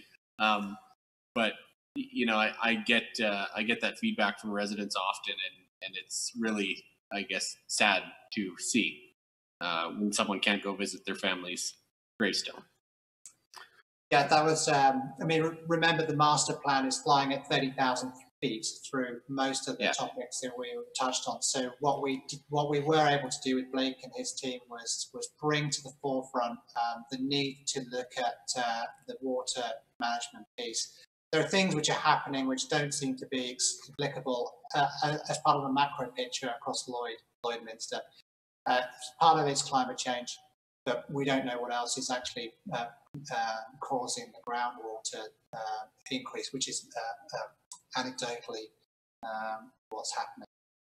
But so to your point, Councillor Torrenson, the engineered drawings were through our subconsultant McElhaney to prove out that at least we could tackle the surface water drainage through the inclusion of swales. So they tested out the gradients and that it was worth exploring at the next stage. But what we are also recommending is to really get a grip and understand what is going on hydrologically in the ground, because otherwise it could be a bigger issue than just simply the cemetery's groundwater issues. That's why we're saying, should we have the retention pond on the cemetery site, or actually does it need to be elsewhere as part of the stormwater management, groundwater management for future development areas to the north? Right on. Well, thank you very much for your presentation. Councillor Thorson, I think Blake might be able to add a little bit more to that answer as well that Richard provided. So thank you. Go ahead, Blake. Yeah. Moving forward, I think that's the general plan, is to get a more detailed drainage plan done up, and that would go in parcel with the Northeast Area Structure Plan, because this is kind of the first development that will go into that. And we're kind of hoping to do a drainage plan for the whole area, which may even include part of the golf course. So that's kind of where we're headed right now. So thank you, Blake. I think that answers part of that question as well. So there's multiple pieces to the drainage issues at the cemetery that will be worked on in the coming years. Executive Manager Stang? Yeah, one of the big things that the master plan points out is where, if a drainage pond is required, where would it fit within the proximity of everything else that's being proposed there? So I think the master plan did outlay that very nicely. And as Blake indicated, we still have a lot of work to do from a stormwater management plan and looking at how we improve the current cemetery and the drainage there, and how it interlinks into that rest of the entire area, including the golf course and Northeast Area Structure Plan, as Blake indicated. Great, thank you very much. Any other questions? Councillor Thorson, did that cover off all your questions? Yeah, I think it did cover off my questions. Whether I'm happy with all of the answers, I think is a little bit of a different story. Again, this is nothing, even in regards to the consultant, I think the master plan is great, and I think it did everything it was supposed to do. I just get nervous when I hear about a plan for the entire Northeast when we have to deal with this one, which I get they're all connected, but I'll talk to Executive Manager Stang another time about this issue, because I think it's slightly unrelated, but it needs to be dealt with sooner than later, in my opinion. Sounds good, Councillor, and we would tend to agree with your comments as well. So. I think we all would agree. I think that resolving the sites that people see on a daily basis are very, very important to our community. So, last call around the table. Not seeing any other questions. Thank you very much to Richard and Lacey for that presentation, and thank you for the work, and thank you, Blake, for working through this process and bringing it forward. And muchly appreciated, and we'll look forward to coming to council for approval. Thank you. Thank you, Worship. Thank you, councillors. Thank you very much. With that, before we move on to the next item, I would look to council for a short recess. Motion, Councillor Whiting. Seconded by Councillor Badajchuk. All in favor? How do you vote? Thank you. Councillor Thorson. Got you, Councillor Marin. Thank you. Did we lose Councillor Thorson? Maybe he went for a break. You didn't. I'm thumbs up and I'm waving. Okay, we got you on the camera now. Thank you very much. Carried. We'll take a 5-minute recess. Thank you.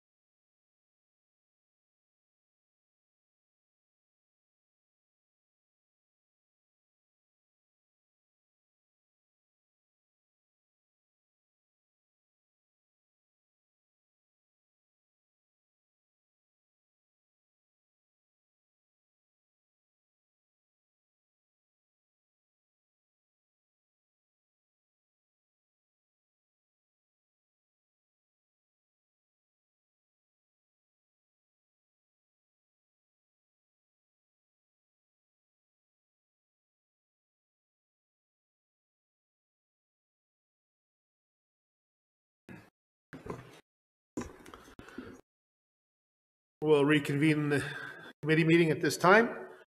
And moving on to agenda item 5.3 to the city manager. Thank you, Your Worship. For 5.3, Public Safety Annual Report, I'll ask Glenn Alford to present. Good afternoon, Your Worship and Council. Good afternoon, Glenn.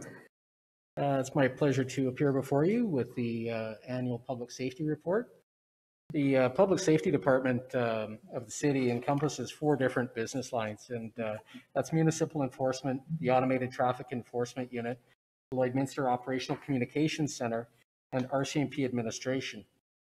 First 3 sections will be detailed in the report, and I'll speak about them. The last one, RCMP administration, answers operationally to the officer in charge of the detachment, and they are provided direction through that method. Our staffing levels were, we were fully staffed throughout the year in 2020. We have 4 community peace officers. 3 of them are at the level 1 right now, and the 4th one is going through transition training to, or bridge training to achieve the level 1. We're looking forward to that, and that should be completed by May. It was supposed to be completed last year. However, due to COVID, the Justice and Solicitor General did not continue with training throughout the year, but that's back on track. Our municipal enforcement unit is the peace officers. They work closely with the other departments in the city as well as with the RCMP, where we are co-located. The departments that they assist with, parks and green spaces, transportation, and planning, resolving various public safety issues that come to their attention, assisting with enforcement as required for those units. The equipment that we have, we've just updated 1 vehicle last year and are updating another vehicle this year to the police package, and the newer equipment with respect to radar. So it's been very beneficial to have updated equipment for them. They're enforcing some provincial statutes. One of the questions we get about the peace officers is because they have an Alberta appointment, how can they enforce on the Saskatchewan side? So through the Lloydminster Charter, the Alberta Peace Officer Act applies throughout the city, and in agreement with Saskatchewan Justice, they agree that that is sufficient to apply the reciprocal Saskatchewan provincial statutes that they're allowed to enforce in Alberta on their Alberta appointments, so that they can do both sides of the city in a seamless fashion. They appear in both Saskatchewan and Alberta provincial courts. As far as the requests for service were down just slightly, 14 files from 2019, or just 1%. This, I am sure, would have been a higher number had there been so little activity in March, April, and May. Our file counts were down significantly during those months when the pandemic first started. So just off 1%. The primary bylaws that they are enforcing are the Community Standards Bylaw and the Domestic Animal Control Bylaw. Just as an example, over this past winter, we had 98 complaints for sidewalks not being cleaned. We got very good compliance with respect to that. However, we did have to go and clean 31 of them. And we used the charter and the Community Standards Bylaw with respect to that. We learned a lot through that process as well, and have improved the way we're going to be approaching it for next year, should the same need arise. We worked with communications so that highly visible door hangers were there. Perennially, the sidewalk cleaning is an issue for us and for the community.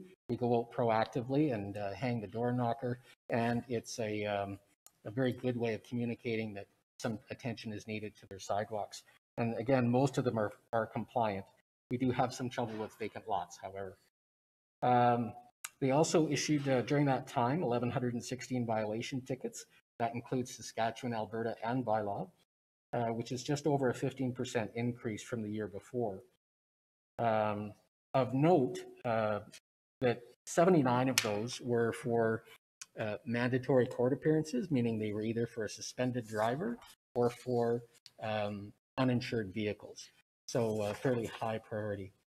Again, the primary mandate for the department is to enforce bylaws, but they also do traffic enforcement. They're monitored on constant basis by our communications center, the Lloydminster Operational Communications Center. The shifts for the peace officers, they're on 7 days a week. If there's a call when there is not an officer on, the RCMP are advised of it. If it requires immediate assistance, they will deal with it. If it is not something that requires immediate assistance, it will go to the next officer that's on duty. There are many ways to report concerns to us, either through email or on the city's website in the report a concern, or by calling our office directly. The peace officers enjoy an excellent working relationship with the RCMP, Saskatchewan Highway Patrol, and the County of Vermilion River peace officers. There were no formal complaints against any of the peace officers throughout 2020. Next one I'd like to talk about is the automated traffic enforcement. The city has 49 zones that are operated. This is only on the Alberta side of the city. There are 22 zones in the 30-kilometer-an-hour, so the playground and school zones. There's 12 zones in a 50-kilometer-an-hour, and 13 in the 60, and 2 in the 80. So the city is covered on a regular basis. We don't have our officers sitting in one zone all the time. The most times that a zone will be visited in 1 week is twice. Some zones are certainly busier than others, but we try and focus our efforts on places where there's highly vulnerability for population. So near our schools, near senior centers, those are the places that we're looking at where there's higher likelihood of pedestrian traffic.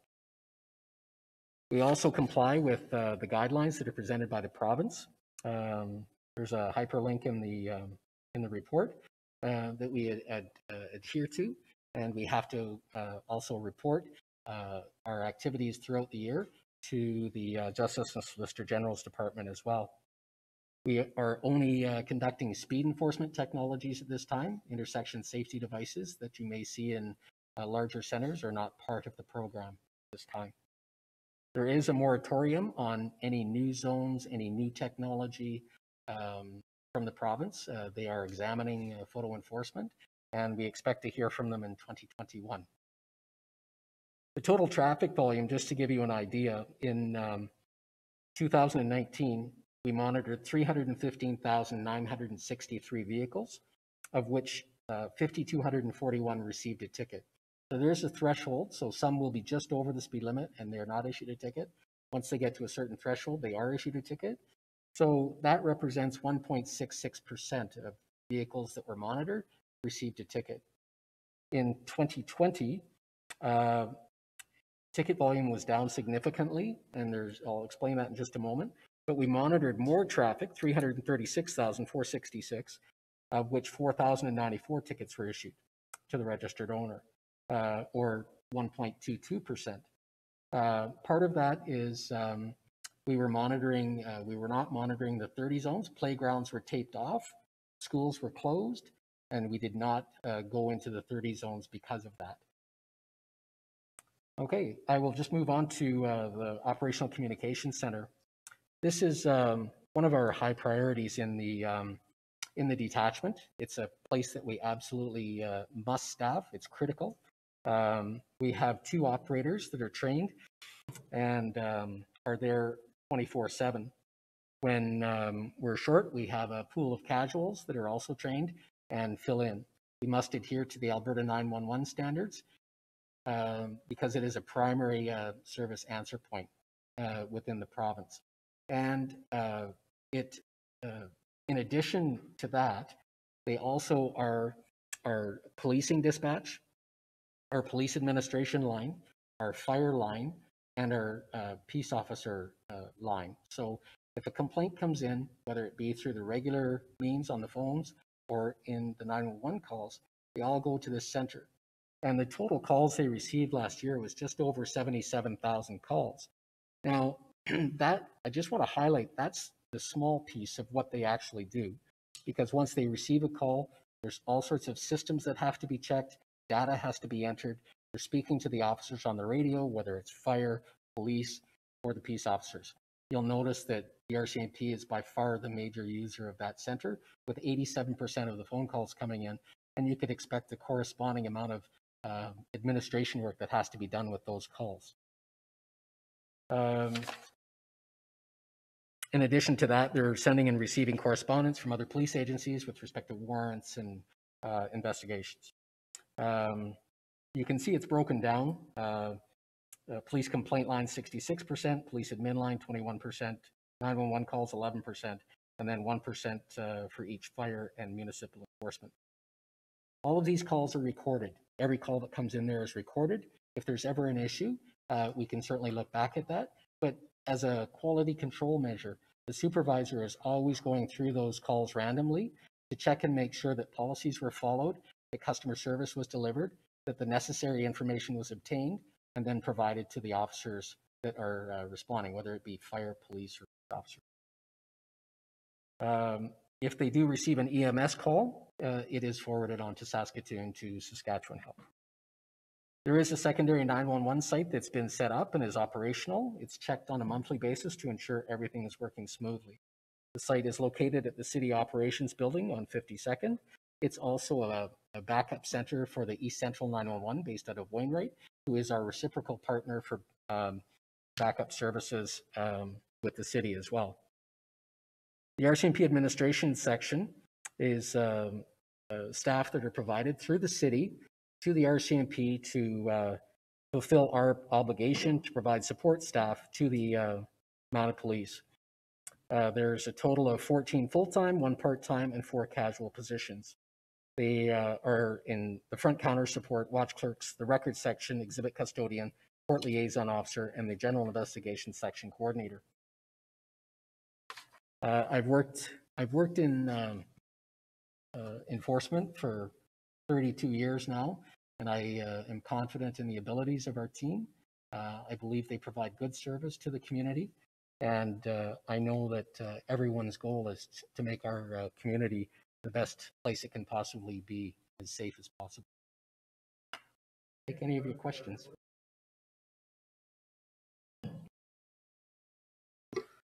Yeah, thank you very much, Your Worship, and thank you for this nice report outlining everything that all the different things that our safety and your under your watch looks after. A couple questions I have are: one, are you seeing any, or do you track difference? Well, let me preempt this. We've managed the traffic signals on Highway 16 to a little bit more free flowing. And something that I have noticed is that also has encouraged people to move a little bit more quicker along those spaces. Do you track, let's say, infractions or monitor over time an increase or decrease in infractions of a certain area, specifically, let's say, Highway 16, as in, do you see any changes up or down as far as the speeding or lack of? Our speeding has remained fairly static. What we did see, particularly during the pandemic early stages, the streets were relatively empty and they were free of snow, and we had some absolutely incredible speeds. Yeah. We had one violator 98 kilometers over the posted speed limit in a 60 zone. Yeah. We were seeing speeds like that. The RCMP, in my conversations with them, were seeing similar types of transgressions. And that was pretty consistent I see news stories from Edmonton as well, same thing. And a lot of those empty roadways during the pandemic, people did speed up. I don't want to paint the wrong picture either. Right. Certainly the vast majority of motorists are responsible. They take their obligations as drivers responsibly, and they're not doing those kinds of activities. There's a very small percentage that draw our attention to that. If you're looking, do we have problem areas? Absolutely. When we get those calls, we do respond to them. And we also work with our roads team, transportation team. There's one example, and I know it's in the capital budget this year, with respect to one location where we're looking at changing the environment to try and intercede with that. I can also let you know that we are we've got the places located now with respect to the Scarecrow program and the Black Cat information that we get from monitoring that. and you'll see a lot more of that coming up in the next few months. Yeah, good. Yeah, my question, just, I guess was to knowing that we have more free-flowing traffic now back to maybe pre-pandemic times, but with the traffic signal changes and everything is free-flowing, are we monitoring speeding a little bit more on those? Are we seeing any difference there? I'll leave you with that to kind of think about. Well, I can actually answer that. The signals are timed so that if you're doing the speed limit, you're going to get a free flow through the city. Right. If you're going fast, you're going to end up at the red light a lot quicker. Good. That's good. Another question, a couple more questions. In regards to 911 calls, are we seeing how many of those are non-emergency? And is this a question for you, or is it for the RCMP as far as, are we doing a good job in educating the public as far as 911 versus, I got a little bit confused when I looked at this, thinking that 911 calls and that police admin were all coming, they use the same operator, but they come in through different lines or different phones. So they're not, it's the same operator in the same space, but not coming through the 911 line. That's correct. So 8,242 calls came through the 911 lines. And then they're farmed out from there, whether it's a police, fire, or EMS call. But that is always an issue. People phoning 911, they don't know the number for the police, so they'll call 911. That's an education piece that our operators are always doing as well. If it's not a 911 call, when they're transferred off the 911 line, it's explained to them that this is not a 911 call. Please call this number in the future. But I don't have those statistics. I can certainly get them. I'm just curious if it's something that is tracked, and if our 911 here locally is doing a good job, or our community is doing a good job of recognizing emergency versus non-emergency. That was just a question, and something. Yeah, it's a small percentage when they're not actually something. And on the other hand too, we get lots of calls on the administration line that are a little bit more very serious and are worthy of a 911 call too. Yeah. And one last question from myself. The admin support for our RCMP, which are in there for a variety of different purposes and that sort of stuff, how are we, or are we providing enough admin support? That was put in place to really kind of help some of the members themselves get the boots on the ground out in the field to really, crack down on crime. Are we at appropriate level for them to be doing that?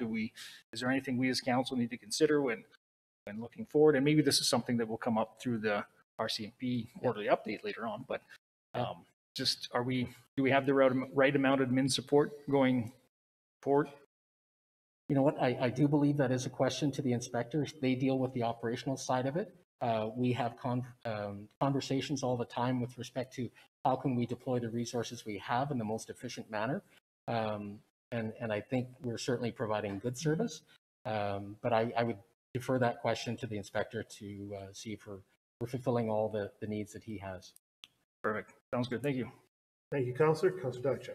Yeah, thanks so much, Your Worship, and thanks, Glenn, for the report. And again, I just want to affirm, I guess, the quality work that we have with our peace officers. I was driving home from our meeting last week, and all of a sudden the lights came up beside me, and what I realized as I looked to my right was the lady who was driving beside me had her phone on, was oblivious to the lights, and she did pull over, and I'm assuming that she got a present. Anyways, you might have caught this, but I may have missed it anyways, but what's the difference between police complaint and police admin? The police complaint line is where you phoned up and you have a concern that requires a police officer or a police investigation. Okay. The police administration line would be where people are calling in. I reported something 3 weeks ago. I'd like to leave a message for the officer. I found my wallet in the dumpster, or whatever. Gotcha. It's following up. It could be other police officers calling to find information on one of our files. That's the, it's kind of the follow-up stuff afterwards, as opposed to I'm reporting a crime in progress or my car has been broken. Yeah, I was trying to figure that out, and I thought, geez, I must have missed it. But anyways, thank you. Councillor Buckingham. Thank you, Worship. Thanks, Glenn, for that. Just wanted to reiterate, I think you've heard me say it before, that I am very appreciative of photo radar in the 30s. I think that's where they need to be 98% of the time.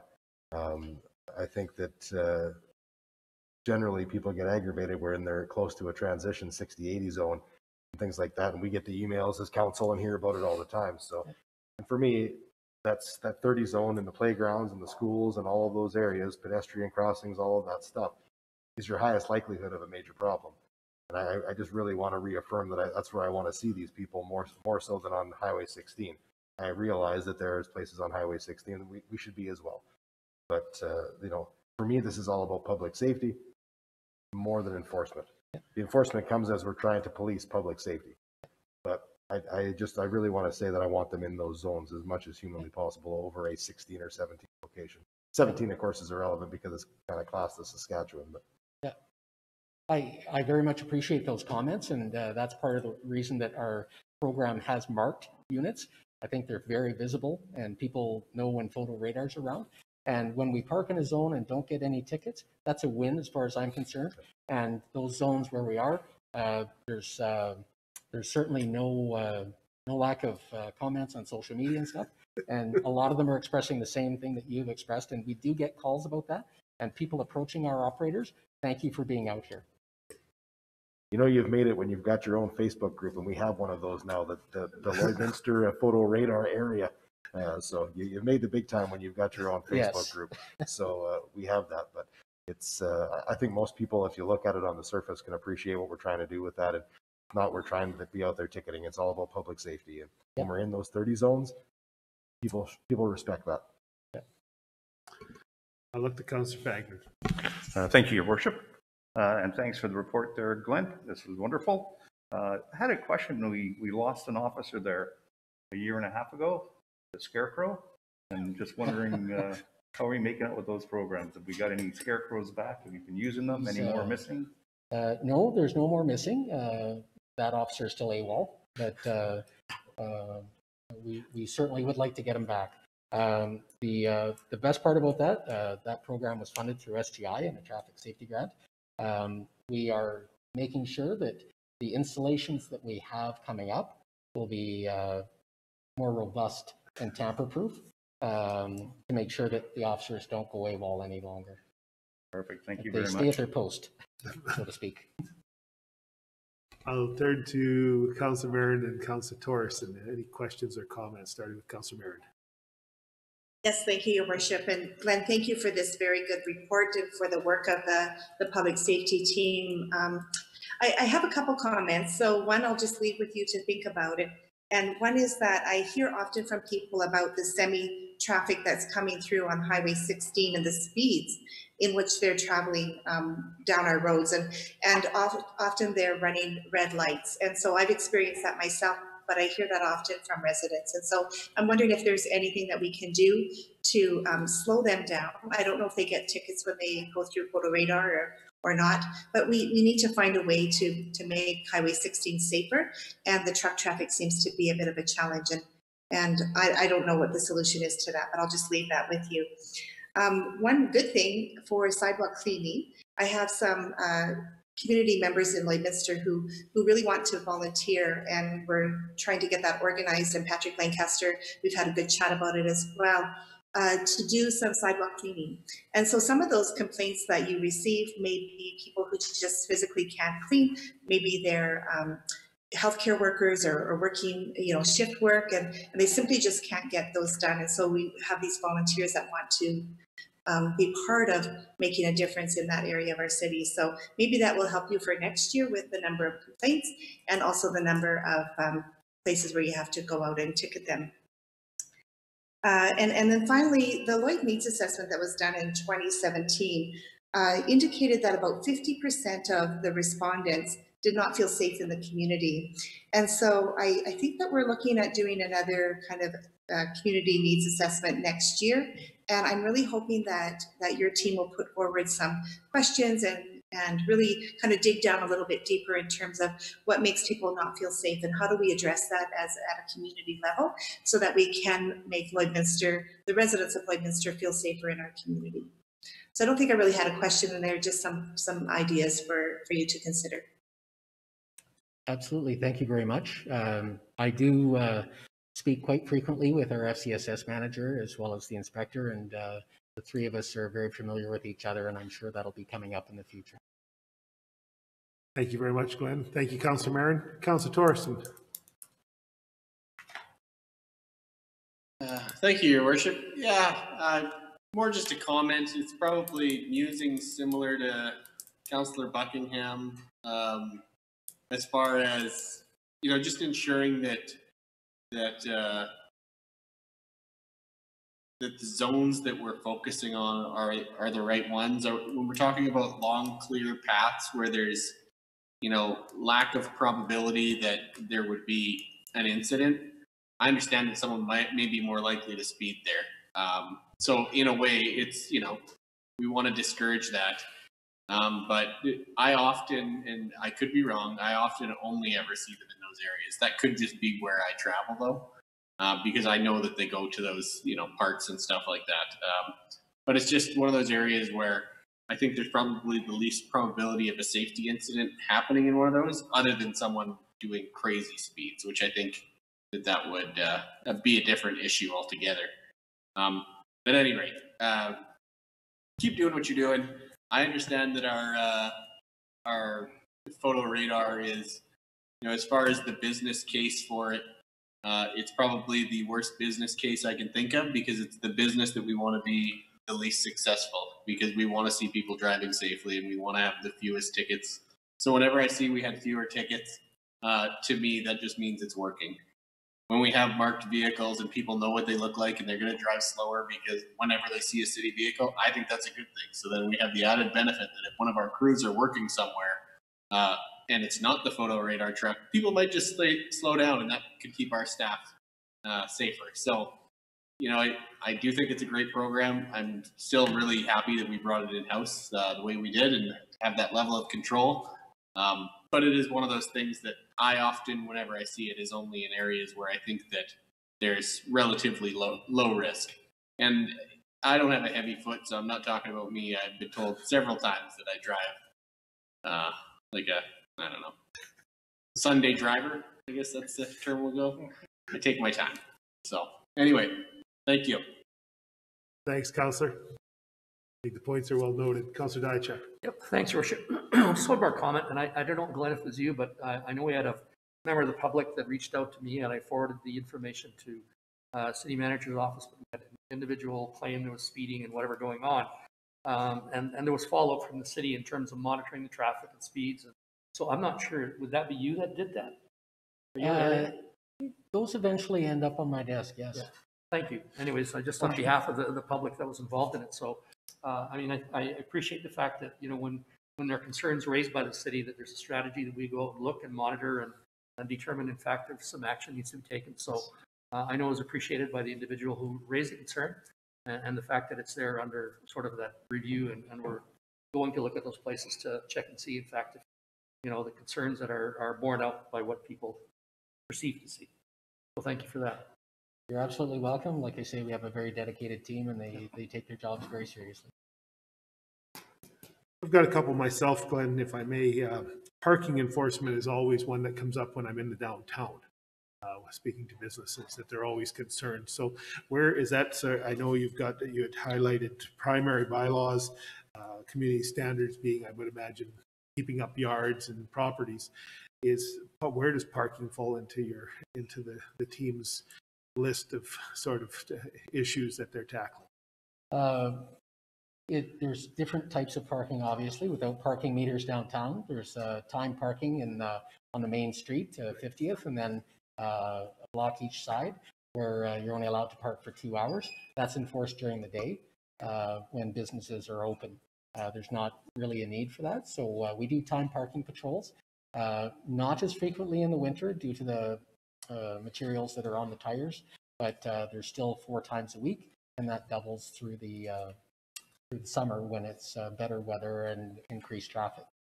We also do patrols through all of the city facilities daily, looking for parking infractions where they may present a traffic hazard, or if they're parked in handicap zones, those kinds of things. I didn't pull the exact stats. I know we wrote a lot less this year for the handicap parking spots than we did in the 2 years previously.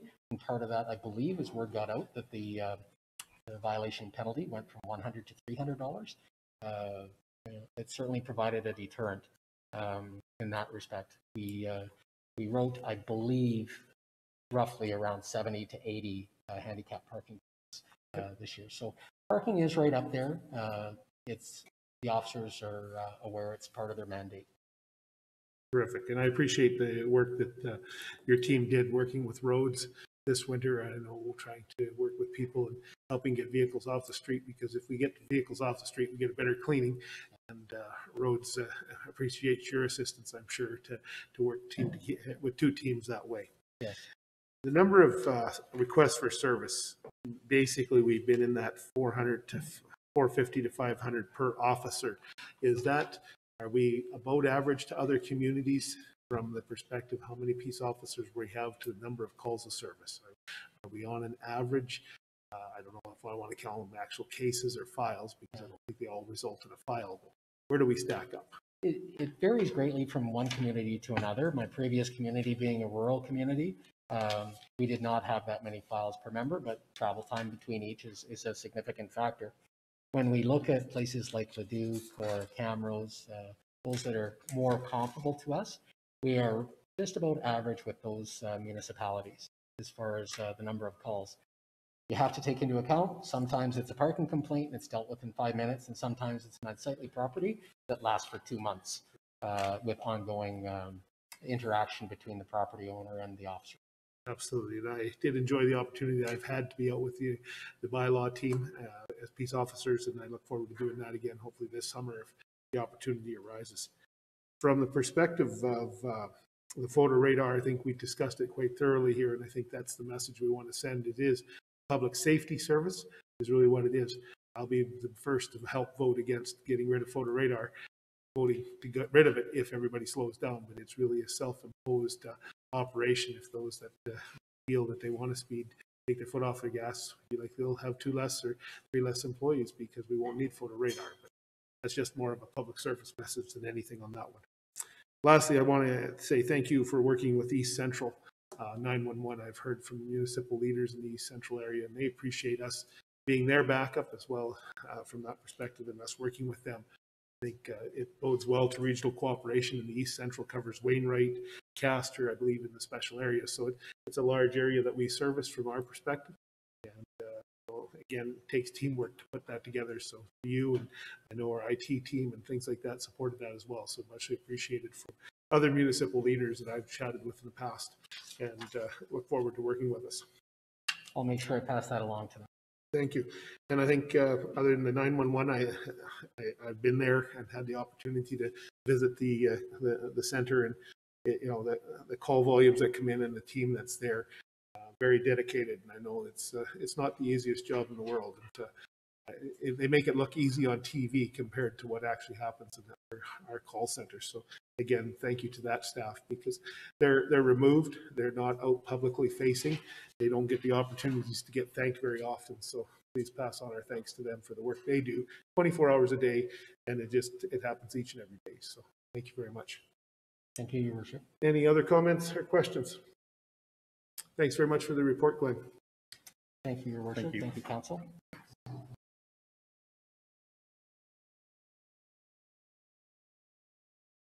Moving on to 5.4.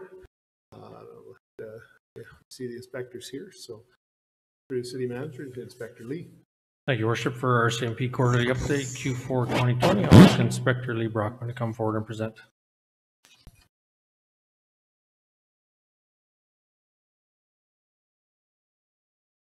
Good afternoon, Your Worship, Council. Good afternoon, Inspector. Welcome. I appreciate the opportunity to come and present here this afternoon. I just wanted to give a bit of an update as to where we currently are with respect to RCMP services in the city of Lloydminster, and I'll give a recap as to some of our statistics over the last year, over the year 2020, and kind of give an update as to our current priorities and our planning for next fiscal year's priorities as well, starting in, that'll be in effect and starting in April. So with respect, I think I have a presentation here. Randy's got it on the side there. So perfect. So just getting into, I'll give an update just as to the number of police officer positions that are funded by the City of Lloydminster. We currently have 49 municipally funded regular member positions at Lloydminster Detachment.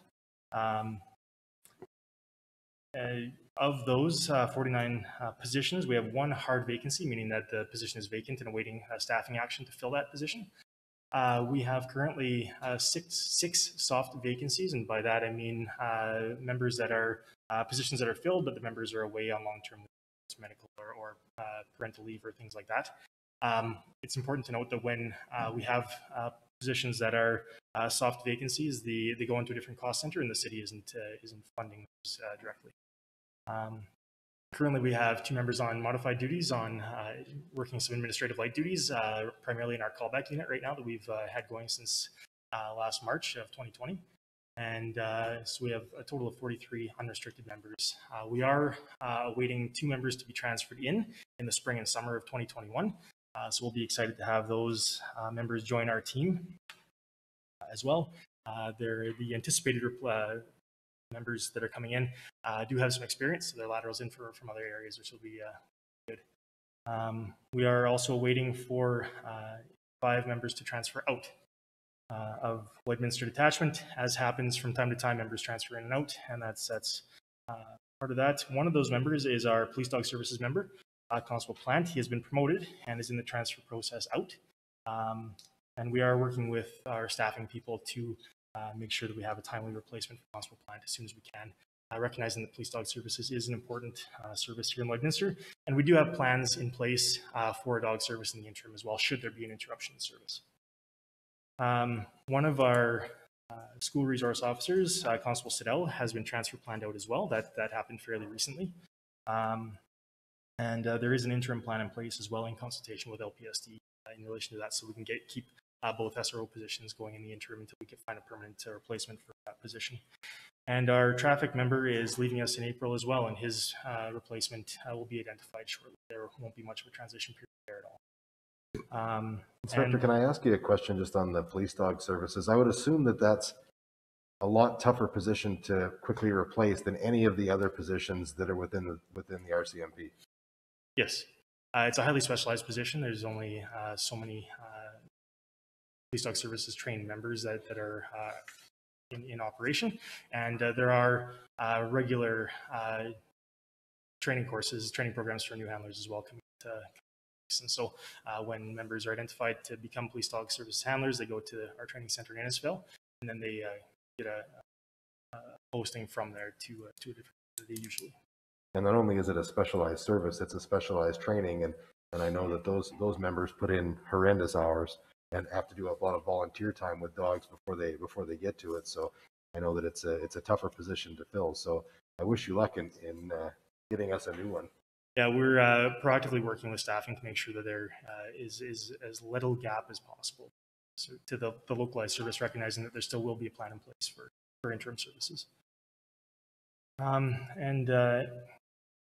So that's our human resources updates. I'll just get into some of our statistics for the year 2020. Overall, we saw an overall 6% increase in total criminal offenses. Persons crimes did see an increase as well of about 12%, as has the category that's kind of a catch-all, the other criminal code category, saw an increase as well. And we did see a decrease in our property crime numbers as well, and I'll go into that in the next slide as well. I'll go into some of those numbers a little bit. With respect to our persons crimes, as I mentioned, we did see an overall increase of 12% compared to the 2019 numbers. Within that, we saw increases in offenses like robbery, assault, and uttering threats did see some increases there. And we saw reductions in current offenses like sexual offenses and criminal harassment, which would be kind of the stalking, besetting, harassing, general harassment type behavior from individuals as well. Looking at our property crime numbers, I'm very happy to report that in 2020, we ended 2020 with an overall 9% reduction in total property crimes compared to 2019. There was a 7% reduction in break and enters, a 27% reduction in theft of vehicles, and a 35% reduction in theft under $5,000 occurrences, and a 43% reduction in theft over $5,000 occurrences. We did see some increases to our mischief files, and mischief is one of those catch-all occurrence types that relates to a general obstruction of property or vandalism to property as well. So anything that has to do with damage to or obstruction to property. We did see an increase in relation to mischief. I will mention that property crime reduction was a key focus of our crime reduction strategy in 2020. And so I'm pleased to report these overall results to council today. Our other criminal code category trended higher in 2020 compared to 2019, and I'll get into some of the reasons why that is. This category looks at occurrences that don't fit persons crime or property crimes, like causing a disturbance, failing to comply with various release conditions, probation conditions, among other offenses there. In 2020, our fail to comply numbers increased 182% compared to the 2019 numbers. And while that increase may appear shocking, I believe that this number reflects our overall proactive offender management numbers as well, our strategies as well. And what that is or part of that strategy is identifying some of our chronic offenders that habitually commit crimes, and then working, identifying those that are not complying with their conditions and holding them accountable for those court-imposed conditions. And I do believe that some of these efforts helped to contribute to the property crime reductions that we saw. So we saw an increase in those numbers. We did see a reduction in the property crime numbers too. With respect to our drug offenses, overall, there was we were pretty much on track with 2019. There was about a 4-file increase compared to 2019. There was a 27% increase in possession offenses compared to 2019, and a 22% reduction in drug trafficking occurrences compared to 2019 as well. I can say that in 2020, the Lloydminster RCMP laid over 100 drug charges, including over 90 possession charges, and more than 10 trafficking and possession for trafficking charges in the city. When we look at our motor vehicle collisions, motor vehicle collisions decreased about 29% compared to 2019 numbers. There's a number of factors likely at play there, including significantly reduced traffic during the early months of the COVID-19 pandemic as well. So, but we are happy to see the reduction in motor vehicles as well. With respect to our Mental Health Act numbers, we did see a 33% increase in Mental Health Act occurrences compared to 2019. That total number of occurrences with respect to Mental Health Act occurrences does not necessarily mean that somebody was apprehended under the Act, but that we received a call for that specific purpose. In the majority of the cases that we attend, I noted during a previous review that I had done, the majority of files often do not result in apprehension of individuals.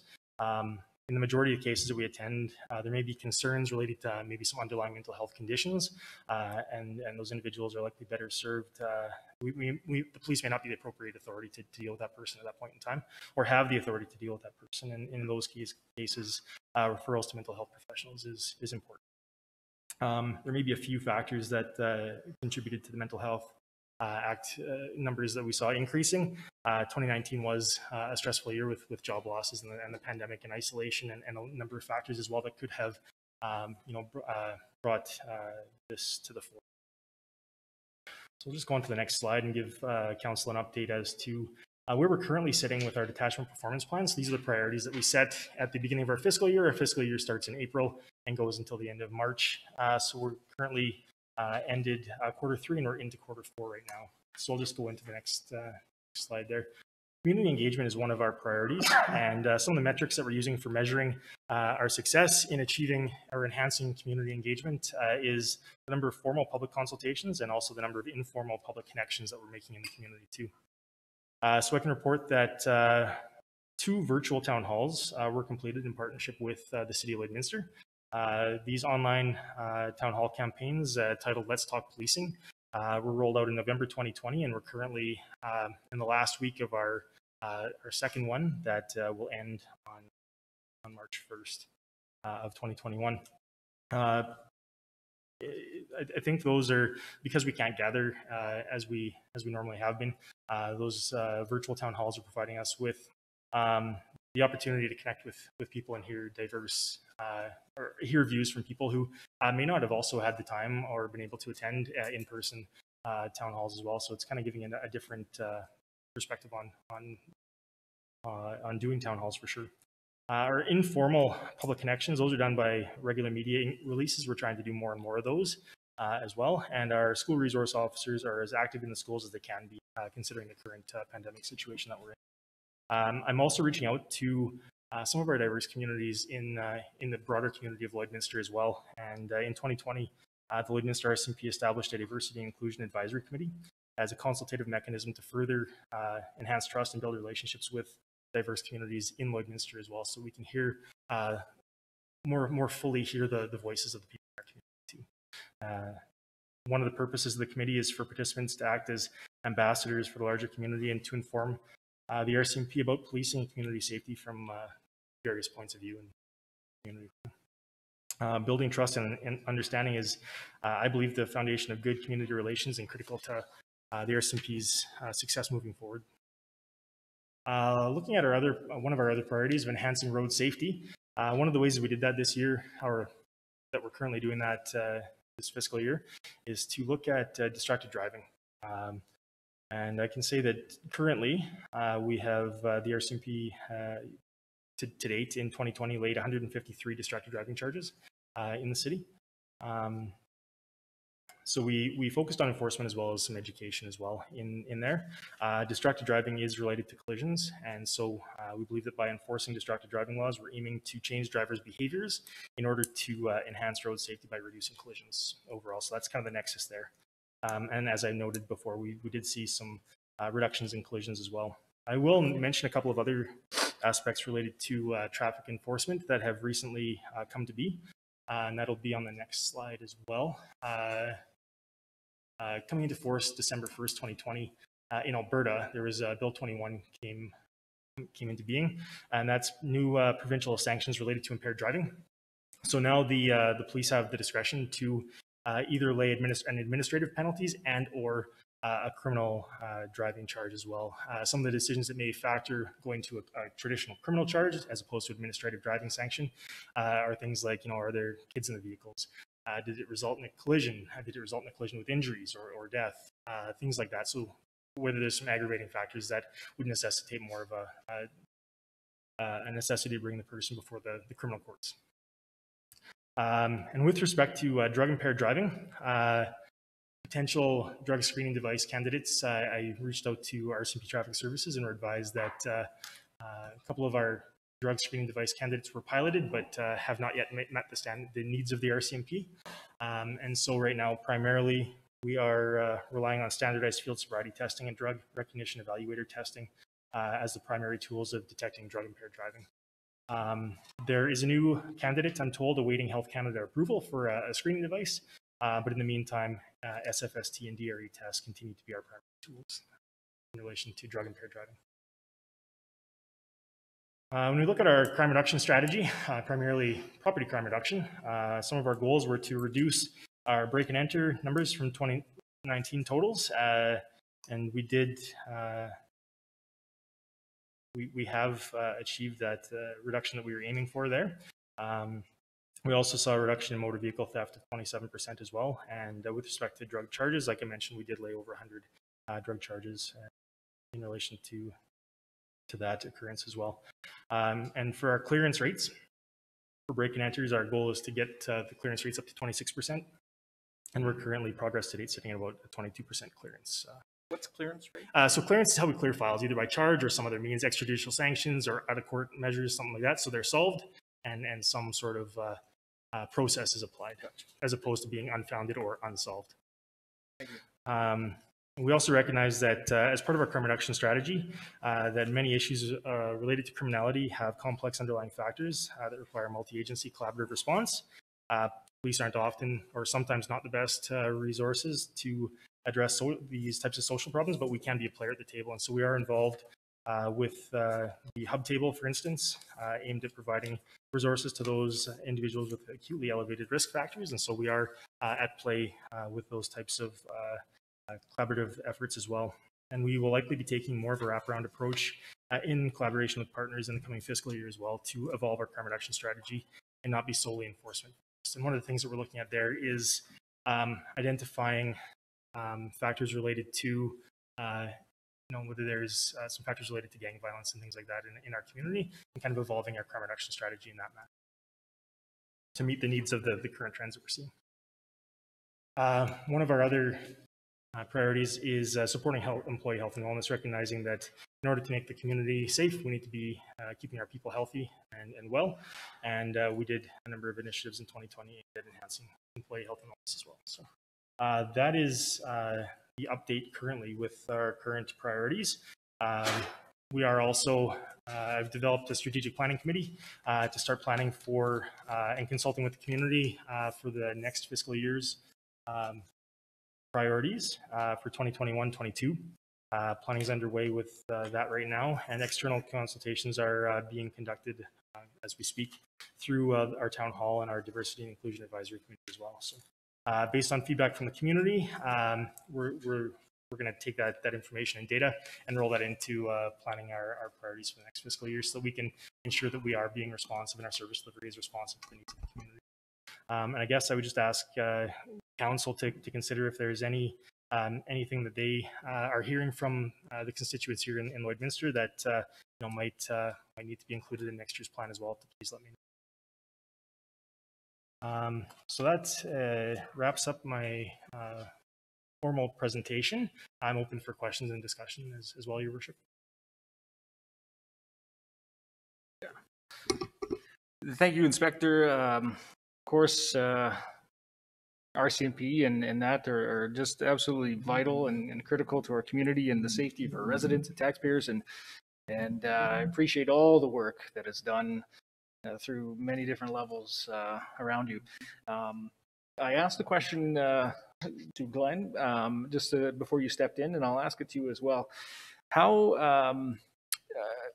are we doing as far as the city is as far as supporting you through admin support and those admin personnel working inside the detachment, supporting our members and that sort of stuff? Do we have what we need there? Are we behind? Are we at the right spot? Do we need more? Is there anything that we need other than members, boots on the ground, if we need that? But how are we looking for admin support? I can say, with all confidence that currently we have. We are well supported by the city admin support staff, and we're definitely appreciative of all the work they do to support policing operations.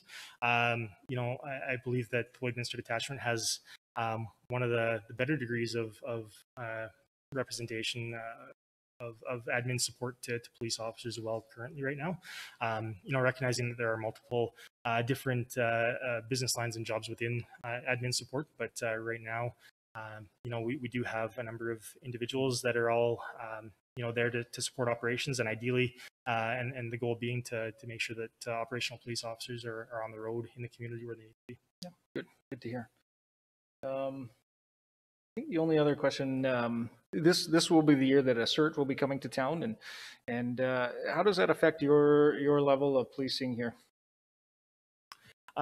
So with respect to the Lloydminster alert team, there will be some areas for collaboration and partnership, certainly within our detachment, particularly with our general investigative services.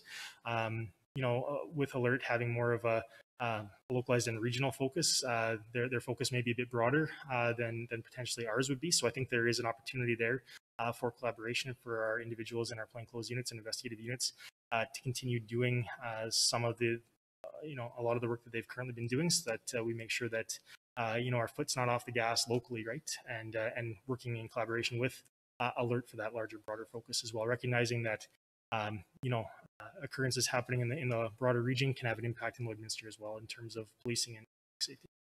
Good, thank you.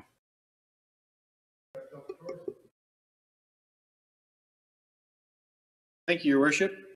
So I'd just like to start out by saying, Inspector, that we've seen a lot of growth from you, even from our point of view as city councillors over the past year or two here in these presentations, because I noted you answered all of my questions that I normally ask. They're like, I've been thinking about this for a while. You answered all those questions already, so I really appreciate that.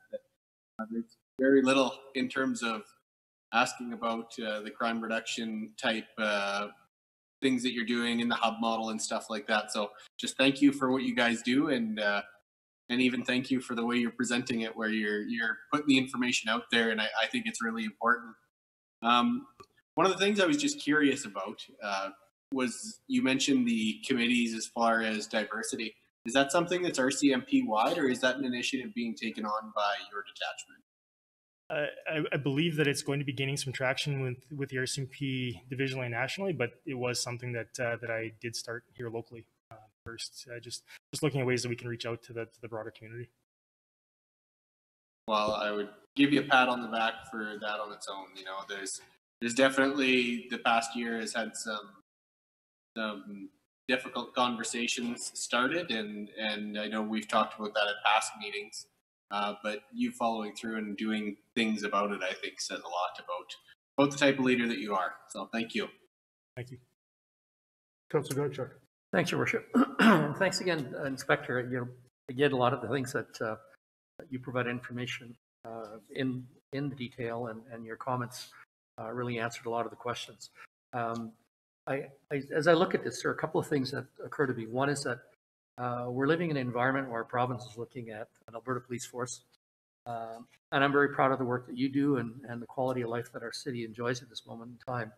And I'm gathering by some of the comments that I see online and whatever that not everybody has that, and I feel badly for them and the circumstances they're in. But I don't have any qualms about the quality of what we receive here. So thank you to you and the members. If there was one thing that the RCMP could do different, or that you would require and request for help, change these numbers on crime as it is, what would it be? Like, what do we do more of? Because that's always kind of, I look at it and go, hey, we have a great job, the stats are moving in the right direction, but we still have stats. And the reality is there are bad people in the world, and that's why we have police to really look after us in that regard. Is there anything the city can be doing different? I guess in terms of general policing strategies, I think right now what the Lloydminster RCMP detachment is doing is working with our partners like Alert, and working with some of our partners in K Division and F Division in terms of identifying potentially where there is a regional connection, and looking at ways that we can work as a community of detachments to deal with that. And one of those, I guess, as an example is, and it was fairly prevalent in the community back in December, was some increases in violence that we have strong information to believe is connected to gang activity. And so developing a strategy to deal with that in consultation or in partnership with our neighboring detachments as well is going to be an important way that we can deal with some of that, as well as I think another aspect that's very, very important to long-term crime reduction. We may not see the immediate drops that we'd like to see, but long-term is really enhancing that multi-agency collaborative piece, because there are quite often a number of underlying factors related to criminality that other organizations may be better placed to deal with. And I'm speaking primarily of things like addictions and mental health and stuff like that. So looking at it long term, if individuals are looking at exiting a life of criminality or a life in gangs, we need to be there as a partner at the table to support the transition away from that. And for those that choose not to transition away from that lifestyle, then the police are there as an enforcement agency. Yeah, I really appreciate the direction you're taking in, because I know at the college level where we have a regional kind of committee dealing with mental health. One of the things as we began to unpack sort of the challenges we experience at the college level around mental health and strategies we take, when we brought all the city partners together, they went, we didn't know you do that. We didn't know you do that. And yet here we are, neighbors and living in a city and working together, which is relatively small by comparison. So bringing in these partners, and I think helps look at where those gaps can be identified and what better ways to support it, I guess, primarily when you look at some of the challenges that you're seeing that are COVID related to violence and family violence and those sorts of pieces. So I think it's the right direction. I agree and support it. Thank you. Thank you, Councillor. Councillor Buckingham. Thank you, Worship. Thanks, Inspector. I was just curious. Our SROs, I have a very serious concern about the state of mental health of our youth in the community as we've gone through the challenges of the last year. And from what I'm hearing and seeing from my own children and from their friends and everything else, and different parents I've talked to in the community about that, have our SROs noticed a noticeable increase in things that they're doing? Or is there something more? I guess the question becomes, is there something more our SROs can be doing in that regard? Because there are serious concerns for parents and children in town that there are some problems there. And I just wondered if they'd seen that within the schools, and if they have, what they would be doing going forward. In terms of it being, significantly noticeable to be, identified as a potential trend, I'm not sure we're quite there yet. However, I think that, our SROs right now are kind of branching out and trying to make connections with youth in the schools and outside of the schools as well. And I'm looking at, we've started to enhance our partnership with the Youth Justice Committee here in the city, as well as the Community Youth Center as well. And I think, being there to make those connections and identify when students might be, at an elevated level of risk, and working with the schools to deal with that in a proactive manner is going to be important. Whether it's a mental health related issue or other trends that we're seeing. But I don't have a significant amount of information yet to be able to confidently say that there's a trend there. Yeah, just from what I'm hearing and seeing in conversations with people, if you're looking for direction on your 2021-22 detachment plan, I think some consideration needs to be given to that particular area of the youth, whether it's through our SROs or other means. But I think if we can get to this stuff early, we may be stopping a future problem. I just think it's really important. I appreciate that. Yeah, just to add, I know Councillor Torson wants to add, but I think a lot of what we're seeing is, and we're going to see a lot more of, and we're going through this peak as well with, I think, is COVID related. I dealt with 3 incidents today with people in a work environment, and it was entirely COVID related. They're just had enough, and you know what? They had enough, and I get it, I understand it, and working from home, and we laugh at home because I work part of the time from home, and only my wife and I are at home, and our kids tease us, and what's the matter? You don't like the office worker you work with at home? And put a sign up so your mother doesn't live here. Wash your doggone cup, right? So you try to find some humor and play with it. But the reality is, based on the 3 conversations that I had today, people they're stretching, and you're seeing the fallout from it. So I really hope certainly the vaccination program goes quickly and very well, so we can get people back out and about and circulating. And I really feel that there will be a significant reduction for students and youth and adults as well. So sorry, Councillor Torson. And now look to you, Councillor Torson. Thank you, Your Worship. Yeah, I did have a question that I had written down and totally forgot to ask, and it's a little bit different topic. But how much has there been as far as enforcement of the Public Health Act by the Lloydminster RCMP related to COVID restrictions? Has there been a significant demand on the RCMP for that? Not recently, no. Initially, in the first few months of the first wave, we did see, a number of calls related to people not, allegations that people weren't complying with the public health order. Right now, we aren't seeing a lot of calls in relation to that. We are still getting files related to, checking on people under the Quarantine Act and things like that. But in terms of, enforcement related to public health order non-compliance, we're not seeing a lot of issues there. Thank you. Thank you, Inspector. Certainly, one that's near and dear that I hear often about is gun crime. And I know that with the work you've done with the convictions or arrests for drug trafficking and things like that, we seem to see a lot of modified weapons. Where do we stand from gun crime in our community? How can you shed a little light on that? Yeah. So I guess I'll speak in general terms for the most part. When we look at offenses related to firearms, guns in the city, I think, as I mentioned back in December, we did have a number of occurrences related to that. And I can confidently say that there was some connections there with some localized, groups doing that. I don't believe that the gun violence that we saw was random.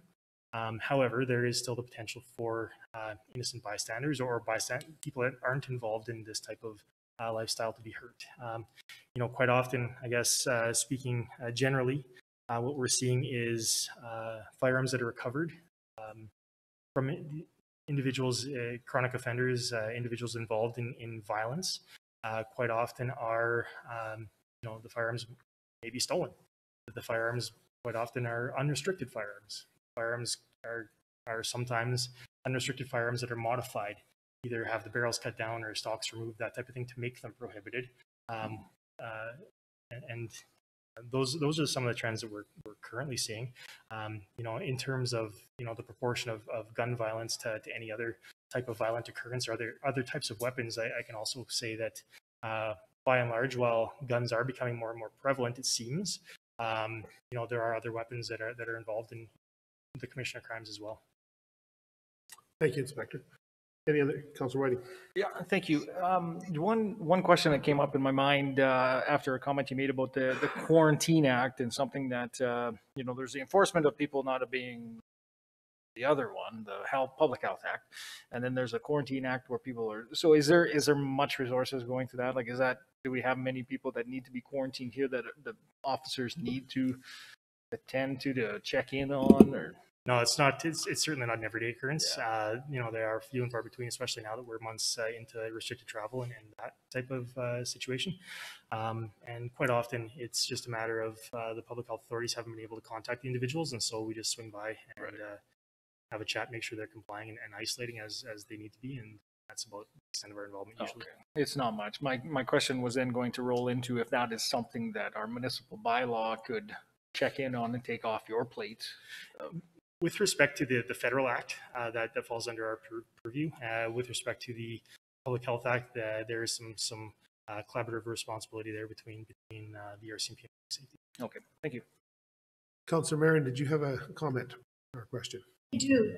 Thank you, Your Worship, and Inspector. Thank you for this very good report. A couple of things that just popped in my mind, and I appreciate all of the other councillors' comments and discussion. When you're doing the crime reduction strategy, just to consider what role does the community have to play in creating a safe community and reducing crime, and to build that in as part of the strategy. And I know that you are already looking at that. I want to thank you for reaching out to the Lloydminster Area Drug Strategy and our Lloydminster Youth Council to have someone, a youth, represent the community on your diversity and inclusion committee. And I haven't had a chance to kind of connect with you to see how that's going, but I trust it's going well, and I hope so. And if not, if you could just circle back to us, and we have a lot of amazing youth in our community that would serve well on that committee. So sometimes we just need to provide the youth with a little bit more support to be there. One of the things that I have been looking at, and some of the work that's been happening in Grand Prairie, they have the PACT committee. We have a new model with the RCMP rolling out in Camrose, and another model in Red Deer, and it's all around supporting those mental health, the mental health acts and the responses of the RCMP. And I'm quite concerned about the number that we've seen of 519 responses in 2020, and I'm concerned about what 2021 will bring.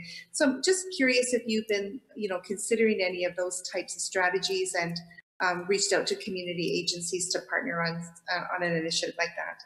Yeah, I appreciate the question, Councillor. We have reached out to and done some research into police and crisis teams and how they work and what they look like, and whether or not there is an opportunity in terms of a generalized trend that we need to be looking at that as an initiative to bring to Lloydminster. I know that there is, I do have a proposal in relation to that right now, and we're just kind of examining what that might look like, and so nothing's certainly concrete at this point in time.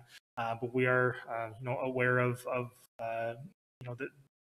those types of collaborative units, and it certainly is something that's intriguing, and we're going to be looking at and identifying whether or not there's a need here. Yeah, and I just, your comment about, sometimes the RCMP aren't the best people to respond, and that is probably most of the time. And so how do we create a system where we're actually meeting the needs of the person who needs the support and not using police services when they don't need to be used, and creating that really good system within our community. So I just would appreciate, some consideration around what that would look like. And that's great that you have a proposal that you're reviewing already. So thank you. That's all I had to say. Thank you, Councillor. Any other comments? Well, thank you very much, Inspector. Again, as always, we appreciate the work that the RCMP detachment and your members do, working with our bylaw and peace officers, as well as our administration team, to provide the safety and security of our community. And we're excited about an alert coming, which I know will assist your GIS team and enhance even more tackling some of the major problems that continue to plague our city. But, keep up the great work. Thank you so much. Thank you, Your Worship. Council.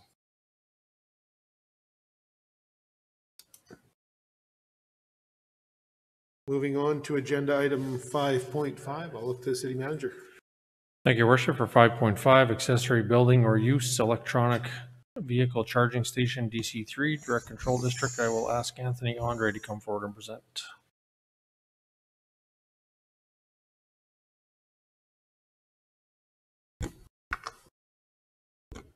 Good afternoon, Your Worship, and committee members.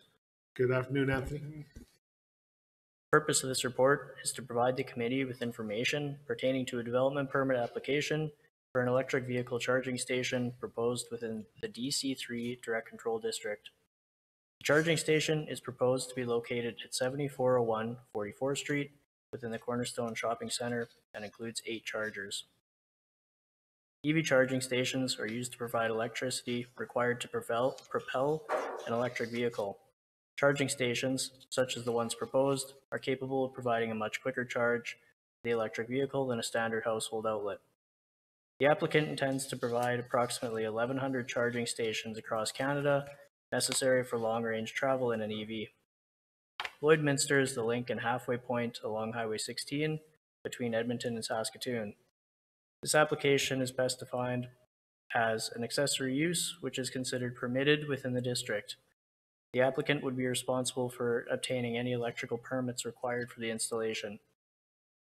The relocation of the existing curbing to the west and installation of new curbing will not reduce any of the supplied parking stalls. These stalls would not be towable area if there are non-electric vehicles parked in front of them.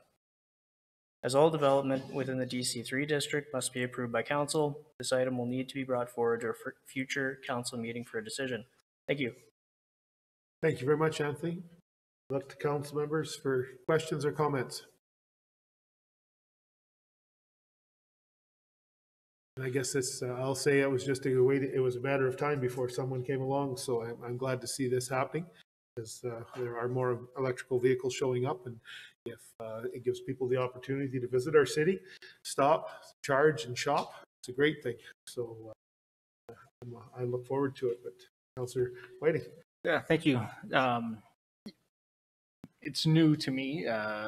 It's not something that's new. It's out there. Is it a pay for charge? Is that how that works? It's just like a gas station except electric. You just park and pay credit card and go do your other stuff then, I assume? Yeah, you the person using it would have to pay for the electricity, yes. Yeah. And in that area, I'm assuming there's no issues with parking and existing, like, do we have to then, do we have to enforce parking? And like, what happens if somebody parks there? It's unattended, and if somebody parks there, that's just no big deal then, I guess? Yeah, these are all private parking spaces, so the owner of the property would be responsible if they wanted to pursue enforcing who parks in front of them, but no responsibility would fall on the city for that. Yep, I think that's all I had. Just there's lots of opportunity for space for charging, and if that's where they want to put it, I don't have any issues with that whatsoever. Councillor Buckingham. Thank you, Worship. I just had one question. So somebody pulls in there, they use their credit card, they pay for their electricity. So is this a business license required for this? Is somebody's making money on charging these vehicles? Is this something that would require a business license, like a gas station? Because it's the same thing. I was thinking, I just don't know if it had been brought up that way or not. Sure, that's something we can look into with business licensing for sure. Because to me, it's a business and it requires a license. And some tax. Absolutely, it adds value. So Yeah, and I could be wrong. I just well, we'll let administration come back with that one. Yeah, absolutely. Any other questions? Don't see any around the table. Councillor Marin, Councillor Thorson. Nope. See both heads. Go ahead, Councillor Marin. Did you have a comment? This was saying I don't have any questions. Sorry, I didn't catch that. I don't have any questions. Okay. Thank you. No problem. Thank you. And I saw Councillor Thorson's head going side to side, so I don't think he had any questions. So, all right. Well, thank you very much. We'll look forward to that item coming back to council in the near future and looking towards more development.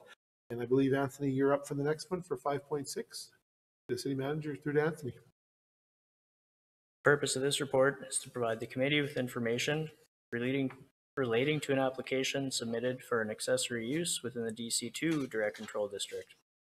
Administration received an application on January 12, 2021, proposing the development of a seasonal garden center in the parking lot at 5027 44th Street. Based on definitions within the land use bylaw, this use is classified as an accessory use and is listed as permitted within the DC2 district. As the subject lands are within the DC2 Direct Control District, final approval must be granted by council. The site has been used for this purpose in the previous years, but has required a new permit annually as the development permits have expired through the off-season. An amendment affecting the validity of development permits was passed by council January 2021, which will allow the permit to be valid for 12 months from the last day the use was active. Provided the use is undertaken annually, a new application will not be required going forward. Granted, no changes in size or location are made. This item will need to be brought forward to a future council meeting for a decision. Thank you. Thank you, Anthony. Councillor Buckingham. Thank you, Worship. Is there an we all know what this is and what it's used for. I just want to be clear. Are you telling me that at the expiration of this particular thing, which is 12 months from the last day of use, so call it the end of September, a year from now, once they do it or whatever, it has to come back to council every year? So it used to. So what was happening was the development permit used to be valid for 6 months after a use stopped. So say in September. Yeah. So 6 months after that, due to the winter, the off season, the use would expire essentially, and the applicant would need to come back to council annually, which my understanding has been happening. But due to the land use bylaw amendment made in January, that 6 months was increased to 12 months. So they'll have no problem operating within 6 months of that 12 months, and so unless they skip a year, they won't have to come back anymore. Yeah, I just wanted to make sure that it wasn't, in a red tape reduction kind of world, that they weren't having to do this and having you have to do this and us have to make a decision, because I'm pretty sure that they're a fairly solid, sustained business in town that's going to continue to have that same usage on that property for years and years to come. So I just want to, from the customer service aspect of what it is we do at the city, that's what we do. We're supposed to be providing customer service. Just making sure that this is the easiest way to make this go as long as possible without having to come back to council for everybody's time. Thank you. Councillor Whiting. Yeah, thank you. I appreciate the red tape reduction. And we don't have to approve this every year. But at some point, is there an expiration to this for this development permit? Yeah, so it'll be 12 months after the last date of which they're operating. So should they choose for whatever reason not to operate 1 year, the development permit will lapse and they would have to come back again. So, but let's say they do, yep, every year they do put a temporary structure up. Whether they use it or not, it could be used well, it has a defined purpose and it's for seasonal items. They Right. couldn't put it up and use it for, say, storage, just in case they didn't want to lose the development permit or something, because it's going to be now automatically renewed as long as they have something in place. And I guess my concern is, something like that, if there is no expiration date, and let's say something changes in that area, and I don't know, do they own that whole property then? Parking lot and all? For example, if something becomes developed or is temporary at the other end of the parking lot or somewhere like that where, maybe we want to look at maybe a smaller, because something else is proposed or developed or to be developed and we need to change this, but now they have an ongoing renewed development permit. What's our options there? Well, they're only allowed to do what is proposed in this application. So if they choose to move something or want to add another building or storage somewhere else on site, another application would be required for that. Yep. And I guess I'm not a fan of something that just automatically renews every year without some form of review or, a 3-year, 5-year, something like that. I like red tape reduction, but I don't like something that is, if we approve this at a council meeting, they could have the potential for an ongoing development permit for the remainder lifespan of that lot space, parking lot, if I understand correctly. There may be options to put in an expiry date should council want to, under the direct control approval process. Yeah, just something I wanted to bring up and just get the thoughts behind. Sure. Any other questions or comments? Not seeing any around the table. Councillor Morrison? Nope. Okay. Councillor Marin? Nothing there? Great. Well, we'll look forward to it coming back, Anthony, to council for some direction. Perfect. Thank you. Thank you very much. Moving on to 5.7, City Manager. Thank you, Your Worship. For 5.7, support options for the Lloydminster Bobcats junior hockey team, I will ask Tracy Simpson to present. Good afternoon, Your Worship and Council. Good afternoon, Executive Manager Simpson. So today we're here to provide the committee with some support options for the Lloydminster Bobcats junior A hockey team. On January 18th, the Nigel Dubé of the Bobcats presented to council regarding the current state of their team. He provided some information reiterating the team's commitment to the community and their financial reliance on sponsorships and spectators for their team games. Given the restrictions in place due to the COVID-19 pandemic, the financial impacts have been difficult for the team. They're looking for support from the city to help balance their budget prior to entering their 2021-2022 season. The City of Lloydminster and the Bobcats currently have an agreement which provides the team with favorable rates and fund development opportunities in the Civic Center facility. These are the most favorable rates that the city offers within our fee structure. Administration has had further discussions with the team, and we've discussed a variety of options that they'd be interested in to help them financially. And while they noted that a cash infusion into the team would be beneficial, they understand that that may not be an option and are amenable to some rate discounts or releasing from certain rates within their agreement. They have noted that they require approximately $18,000 per month to cover their bare minimum costs, which include insurance, administration costs, and utilities.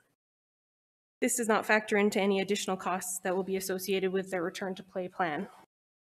Last week, the Government of Alberta approve the return to play plan for the AJHL Hockey League. And currently the city is working with the Saskatchewan government to ensure that they have permission to play here in Lloydminster. Currently at this time, the team is not seeking additional support from their sponsors, given that they're not receiving any benefit to their sponsorship with the restrictions to spectators. The team here in Lloydminster is also working with their colleagues in the league and the Ministry of Culture, Multiculturalism and the Status of Women to receive some sort of financial assistance from the province of Alberta that's unknown at this time. So administration is providing a few options to council for your discussion. Some of the amendments that we can make to their agreement could include removal of daytime ice charges, which would give them free practice ice, providing a school rate for more time slots, which would include their gameplay and their camps, or at council's direction, we could provide the junior hockey team a cash financial support through either the city manager's sponsorship program, COVID-19 relief funding, or a variety of reserves through the city. So we're looking for direction from council to bring this item back to a council meeting for decision. Thank you, Executive Manager Simpson. Your Worship, just a quick update on that. Just Tracy might not have heard this earlier this afternoon that the AJHL and WHL have been given approval from the province of Alberta to run a 50-50. So which will be, not sure how it's all going to be divided, but there's going to be some type of 50-50 province-wide that's going to be distributed to those Alberta-based teams. So I, again, don't know what that looks like from a financial standpoint, but that's a program that was announced earlier today. Okay, thank you, City Manager. Questions or comments? Councillor Whiting. Yeah, thank you, Your Worship. Yeah, this has been a challenging one to ponder and consider, and trying to, support our local team and also do right by our taxpayers. I think, the cash injection, that one's just not the one for me. If there's anything we can do, it'll have to be one of the other ones. My question would be, which one is has the least amount of impact on any other users or user groups, as far as where we do have potential to bring in some revenue? So we're not losing any revenue by bumping or moving somebody around. And do we have, and I guess for now, that's my question. Let's leave it at that. For sure. So I think the one that would have the least amount of impact on other users would be looking at the daytime ice usage. We don't have an abundant of users requesting daytime ice, and therefore we wouldn't be providing ice that other users would require. And so providing some discount or relief to daytime ice would be the least impacted option to other users. And so the expense is already there because we're operating those facilities as is. They're continued to be operating. We don't have, with AJHL coming or looking to come back to play, where are we at? Sorry, I forget. As far as minor hockey and the and people and kids being able to skate or use ice again, we're not. The season is closed or open. I forget. Sure. I can provide some information on that. So currently, part of your first question, the facilities are open during the day and we're expensing that overhead, but any reduction or relief of their rates would obviously impact our revenue. And we'd be looking at anywhere from like 8,000 to 12,000 per season for the Bobcats in terms of daytime revenue.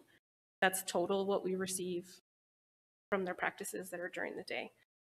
In terms of minor hockey, their regular season has been suspended, but they're working to get a spring league up and running for approximately 6 weeks, starting in March.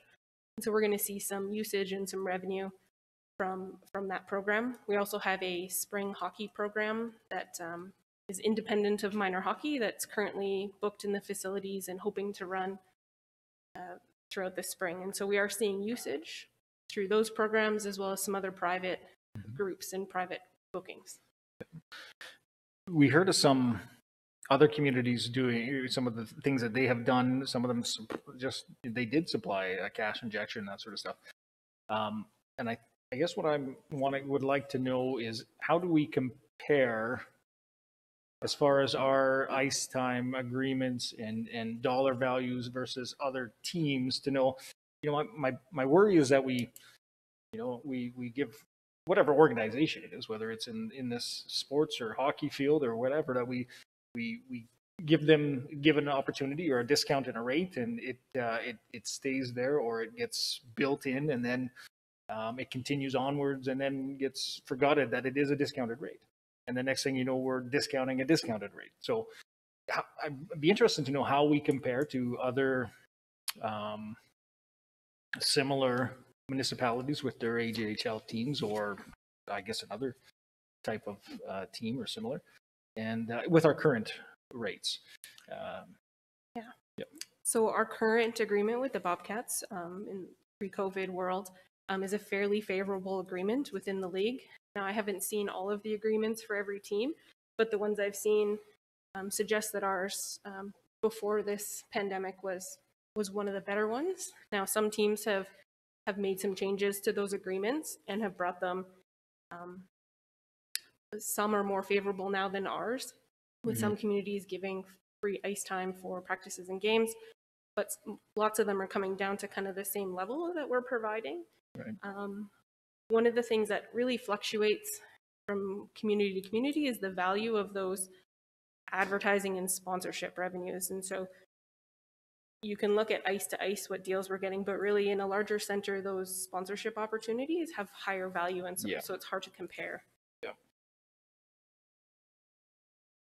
Yeah, I do feel like in my mind, I feel like it would be nice to do something for our local team. I'm just going to leave it at that for now, and just leave it in my mind to think about a few things, and leave it to Mayor and Council to have other comments, questions. Thank you, Councillor. Councillor Diachak. Thanks, Your Worship. So just a question before sort of go into some of my comments. So is that $8,000 to $12,000? That's for the entire year, not for the balance of the year then? Correct, Councillor Diachak. Right? That's on average how much daytime practice ice is used for the Bobcats throughout their season, so which is an 8-month season. So in theory, really, I'm not sure if they're asking for the entire year or for the next few months or what, I guess it's not clear in terms of the ask for me. For me, it's really difficult because it doesn't matter which way you slice it, it's about money. They don't have it, and so what can they get from us that can be subsidized, free, or whatever? And I mean, I get the fact that our arena still needs to have the ice in because there are other users after they leave the ice. There's basically nobody in there. The challenge is if we don't support the Bobcats in some way, and then we lose them, then our arena is going to be open not only during the day, but in the evenings and weekends because there won't be anybody using it. So you're at risk of losing a little bit if you try to get your way through it. Or if you don't do anything, you're at risk of losing a whole lot, including the team and whatever else comes sort of with it.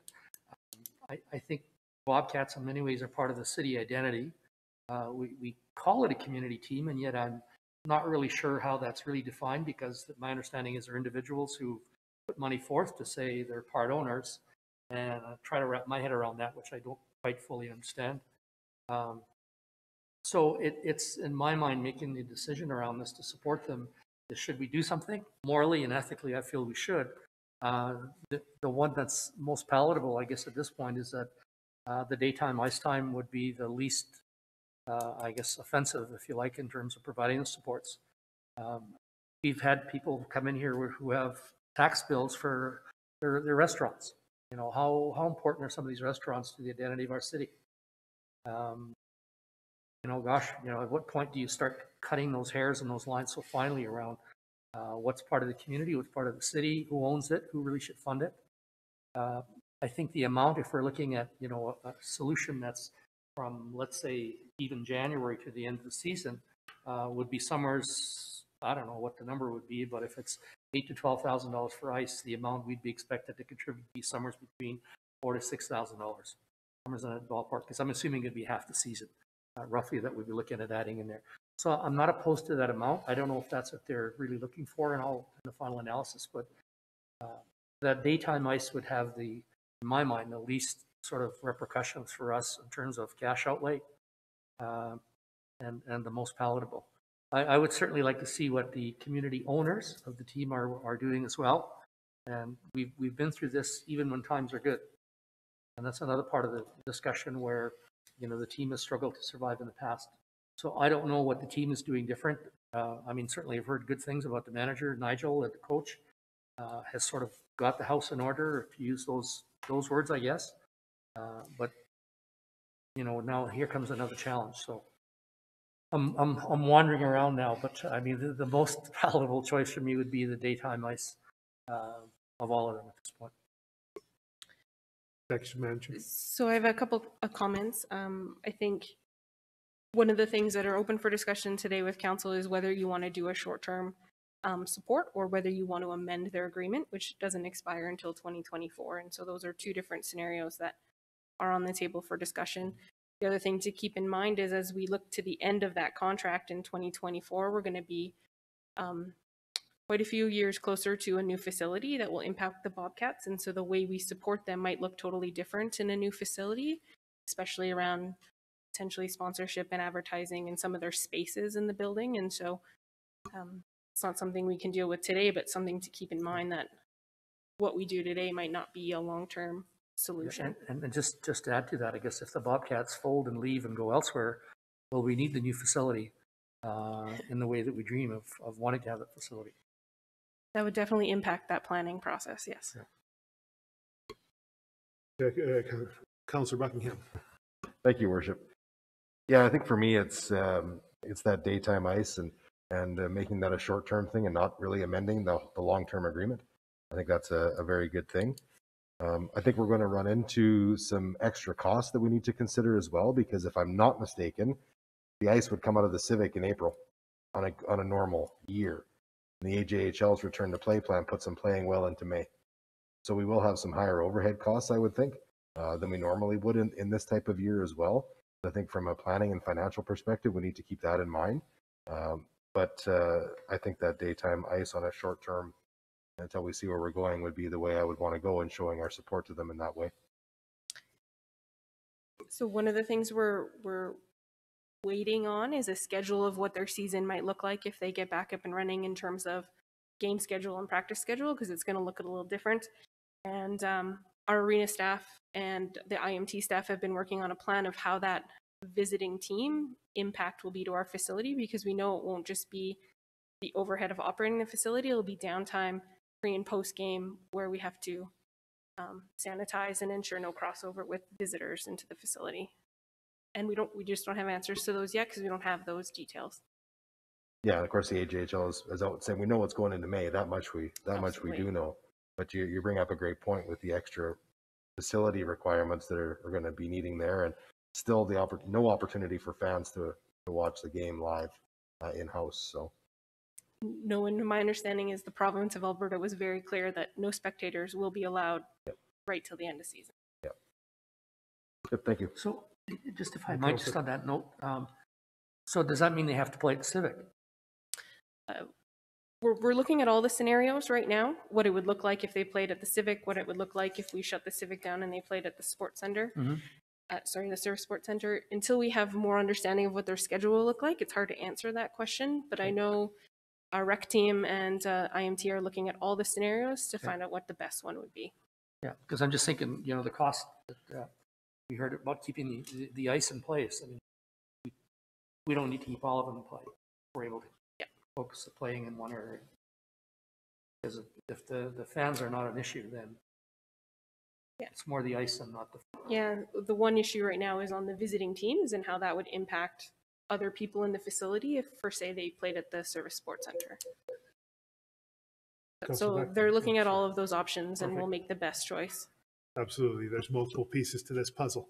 Councillor Buckingham. Yeah, I was going to say, just along those same lines, the logistics of moving the Bobcats, even in this scenario, to go to the Service Sports Center. How do you stop people from interacting? What do you do? Black out the end glass so nobody stands around and watches? facility usage for size of dressing room and the teams coming in there. I realize that there's costs associated both ways, but I think logistically trying to make that move to the Service Sports Center would be a nightmare for both our city staff and everybody associated with that, as where the Civic is locked most of the time. You're going to let the Bobcats in, they're going to let the Drumheller Dragons in, and that's it. And that'll be much, much easier to take care of. And then the Bobcats are still in their home dressing room too, which I think would be very important to the team. City Manager. Yeah, this is Executive Manager Simpson noted before. This is all under the assumption that Saskatchewan government allows them to play in Lloydminster. We haven't got that approval yet. So that's something that we're waiting for that.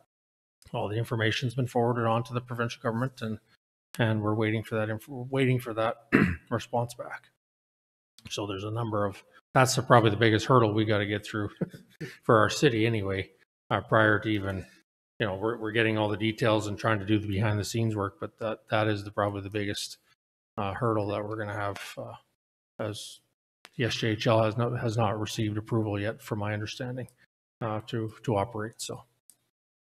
Thank you, City Manager. That just adds to the complexities of the discussions, because we're really working with what ifs and what ifs. But Councillor Whiting, back to you. Thank you, Your Worship. And Councillor Buckingham brought up a good point that, I think it might be beneficial to know the extra expenses due to a longer season. If we were proposing to take normally every year you would take the ice out at certain date, and if we're having to continue with ice and personnel, what is that cost? Because that is an added cost, which then makes me question, where do we need to be with other questions? So go ahead. Yeah, thanks. So I would say, regardless of the direction that the AJHL takes, the Minor Hockey Association in their spring league is going to be using a significant amount of ice to keep both the Civic Center and the Service Sports Center busy until at least the start of April, and potentially a bit longer. So we do have other users besides just them utilizing those facilities over the next couple months. Okay, good to know. That's good to know. Councillor Fragnan, did you have any comments? You're good. Okay, I'll look around. Councillor Marin. Yes, thank you, Your Worship. And so I've been thinking about this a lot, and we've had an opportunity to chat with Nigel. And I guess from my perspective, I really would be supportive of the afternoon ice times being provided to them and changing that. I don't know if we need to change the agreement, but just offering that to them for 2021. And I would consider or suggest that we consider even into the fall of 2021 until the end of this year, providing those ice times to the Bobcats as they, kind of recover from this very challenging year and get started for next year. And so that income potential that they have can actually go to catching them up. So I would support the daytime ice time being provided to them by the city. I wondered what income potential they do have right now. So if they don't have fans coming to games, and they don't have sponsorship dollars, or would they have some sponsorship dollars if the games are viewed online? Executive Manager, I don't know if you have answers to that, if they have some income potential right now. So I can pass on what I've heard from the team. They've collected and solicited sponsors for their 2020-21 season, and they have that revenue. What they're worried about is some of those sponsors may wish to carry their sponsorship from this year over to next year, when they will hopefully have spectators. And so they're more worried about their revenue shortage into next season if those sponsors don't see value in or want to carry those dollars over. But that's all unknown until they know when they can have spectators back. Right, and I guess that's why I would suggest that when we look at this, that we do this to the end of 2021, whatever our decision is, just because we don't want to be talking about this next fall and saying, okay, well, they can't make it through the balance of this year because of reduced income or changes in sponsorship dollars. So if we want to really support them, how do we do that in an effective way so that we make sure they're not coming back to the table to have this discussion again? I think there's some good points that have been brought forward. Oh, Councillor Torreson. Missed his hand, sorry. Thank you. Thank you, Your Worship. No, I was just, this one, kind of giving it some thought, and I know Nigel had reached out to all of council just to make sure that we were fully informed and reiterated some of the missing pieces of the conversation. I know there's some misunderstanding I had, even leaving that meeting to where I am now. And I have to say that, to me, this one is it's a tough decision in that the city is often going to be looked at, we'll say, by not-for-profits as having, you know, unending deep pockets and things like that, and we all know that's just not the case. So it's a fine dance and a balancing act to really find that sweet spot for where you can support things that are important to your community, and where you can't. And to me, this one, just because there's an opportunity to possibly do it in kind, it's not real cash, but I understand the operating costs are all the same. So by not having that, you're essentially raising money from somewhere else to pay for it. So there's that challenge that comes with it. But when you look at it on the whole, and you look at what having a junior A hockey team in Lloydminster brings to our community, and what it will bring to our community over the next number of years, you don't want to see them fail. So, you know, there's a sweet spot of what we can do. I don't believe in outlaying any cash, but you know, I think that there's something we should be able to do. One of the things that Executive Manager Simpson mentioned was that we could consider, you know, amending a multi-year agreement. I don't think that's something I'd be interested in entertaining at this point. I'd say let's deal with this as a specific circumstance so we can get back to business as usual. The same way that through COVID you'd see specific rent reductions from businesses and landlords because they want their tenant to be able to stay. They want them to continue to be there for the long run and to be that tenant long term. And I'd say that this consideration shouldn't really be any different than that, is just wanting to make sure that we've got that junior A tenant, that team that's going to be our kind of our bell cow as far as usage in that facility. So I see some value in doing it. I see some value in making it short term. Thank you, Councillor. Certainly, I think there's been a lot of discussion around the table, a lot of good questions, a lot of good comments regarding the Bobcats being part of our community. There's a couple unanswered questions, and we'll look to administration to hopefully fill those in. I think that if it comes back to council, that as current of information, but I think until we know whether they can play or not in our city, which we can lobby and advocate for, but we don't make those rules. So there's some huge challenges here that still need to be overcome. And would ask administration to bring it back, but let's see what we can get from information regarding that stuff. They're playing, as well as you know, where they've been able to find financial assistance, what that might look like from the province, because there is some indication through the 50-50, and there may still be some provincial money. It's been a mixed messaging. I've heard that very clearly from Nigel and his communications, and from other people and other mayors, because this is a discussion that we have as well around the table on a regular basis. So I think it's worth it. Needs to come back, but I think we just need to make sure we've got as much information as we can so we can make a well-informed decision. And I think it's very clear from the discussion I've heard is that I think we're looking at the short term rather than the long term, and we'll deal with this accordingly from that perspective. We'll leave it with that then, with administration. Is that enough information?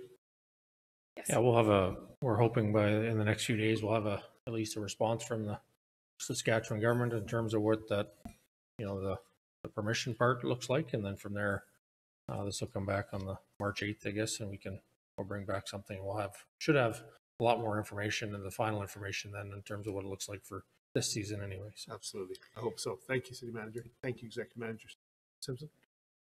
All right, moving on to item 5.8. City Manager. Thank you, Worship. For 5.8, the Lloydminster Public Library Furnishings RFP, I'll ask Peter McHugh to come forward and present.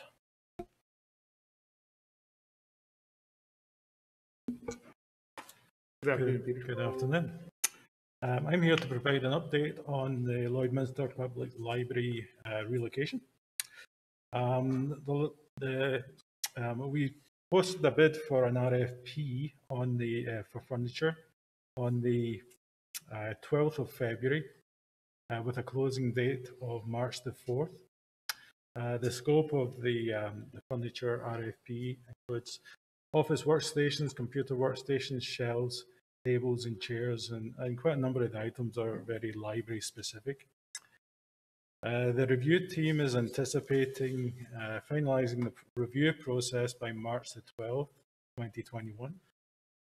Administration will be required to notify the awarded vendor and enter into an agreement very quickly due to long lead times for ordering furniture products. Delivery times are typically 10 to 12 weeks.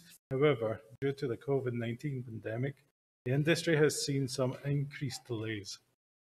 Awarding the vendor at the March 22nd, 2021 regular council meeting could be detrimental to the project timeline. To ensure timelines for the library opening are met, administration is recommending a motion at the regular council meeting on March the 8th, 2021 that will authorise the city manager to award the tender within the allocated budget of $320,000. In the event the recommended top proponent is above the allocated budget, the item will return to council for decision. Thank you, Peter. Questions or comments?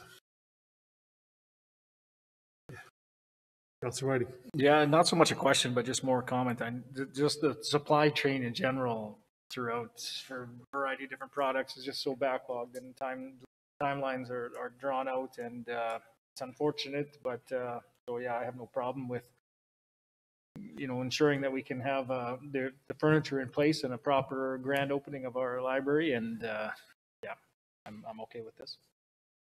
Yeah, we made inquiries about how the industry is managing, and it's fairly inconsistent. Some companies are saying no problems, and other companies are saying they're having issues. So we need to wait and see. Will the decision be based solely on price, or again, if one company says is the best price, but they're going to be even more delayed than let's say the opening, then what? So part of our review process will be the lead time, and if somebody's saying 25 weeks, then they're going to mark low for that. If someone's saying 6 weeks, they'll mark higher. Yeah. Your worship. Certainly, Councillor Marin. Thank you very much. So just a couple comments. Thank you, Peter, for bringing this to us today. The Library Relocation Committee worked very hard to kind of negotiate the deal at the Lloyd Mall and to get those first 4 months of free rent. And so I think if we want to make sure that the project stays on time and that we aren't paying rent in 2 locations, that it's important for us to stick to these timelines. So I would just strongly encourage the council to consider this request. Thank you, Councillor, being a voice in the library board. I appreciate that, hearing that from that perspective. Councillor Buckingham. Thank you, Worship. Do we have the number of what our original budget was for this item? If we're budgeting 320, was this a budgeted item at X amount before we're putting this tender out? Within the project budget, the total budget, we had allocated 320,000, and that number came from the report that was done by the library last year when they looked at the comparison of staying in their current location and moving to the Lloyd Mall. So that number's straight from the consultants. Yeah, as much as I'm for bringing all these kinds of decisions to council and keeping the transparency piece, and I mean, I would still love to see, I don't know if you guys had intended on this, even though it's being awarded, I personally would still like to see the bids and that scale breakdown like we always get, even post-awarding it, preferably pre-awarding it, but I still like to see it at some point.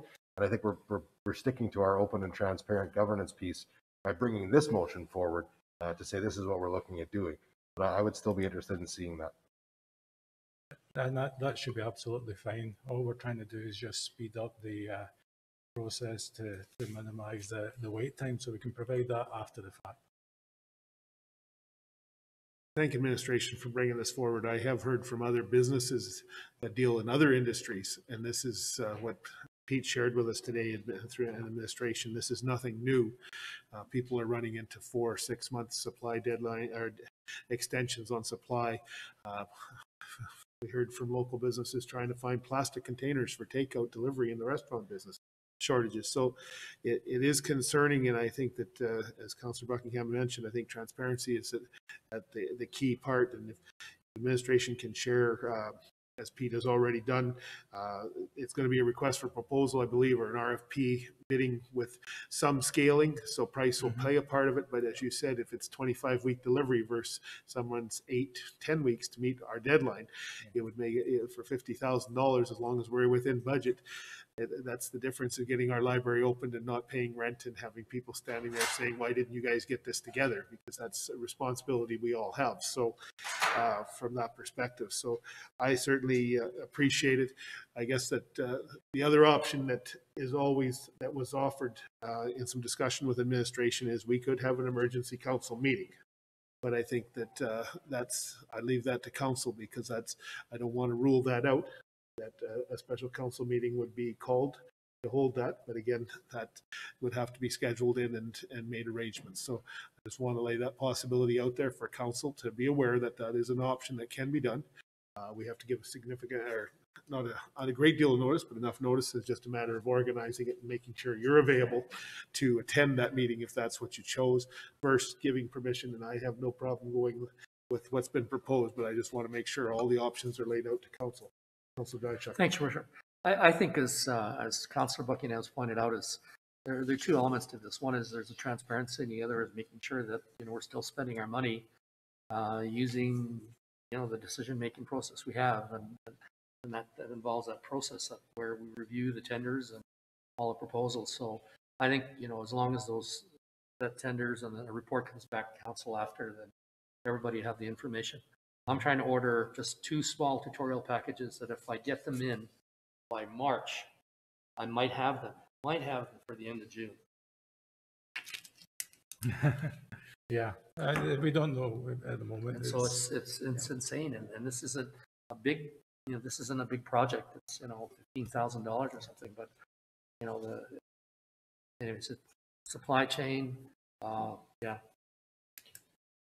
Councilor White. Oh, go ahead. Oh, sorry. Yeah, just a note on the by March 8th, when this motion comes forward, we will have a pretty good idea what the price is going to be, because this closes on the 4th. We just won't have our evaluations done, so we should have a pretty good idea, at least the price range that we're going to be looking at for this project, whether it's within or without. So we'll be able to bring some of that information forward on the 8th when we have it. So excellent. My only comment was: is there any items? I suppose furniture. There's not. Is there any benefit to looking at? Is maybe some of the seating furniture is less lead time versus some of the desks or something like that? Which, is there any benefit if once you get those bids in to say, oh well, can we separate these out into this genre of furniture versus this genre of furniture and get this in enough time? And I don't know, I guess that's... We would want to go with one supplier for a lot of reasons, but specifically warranty and installation. Fair enough. We can, once we know who we're going to work with, we can talk to them. There might be alternative products that they can provide as a smaller lead time. There might be some items that we can say, okay, these are not as important. We can open up without these being in place, but we need to make sure the shelving, the important stuff is in place. So we'll work with them as much as we can. Yeah.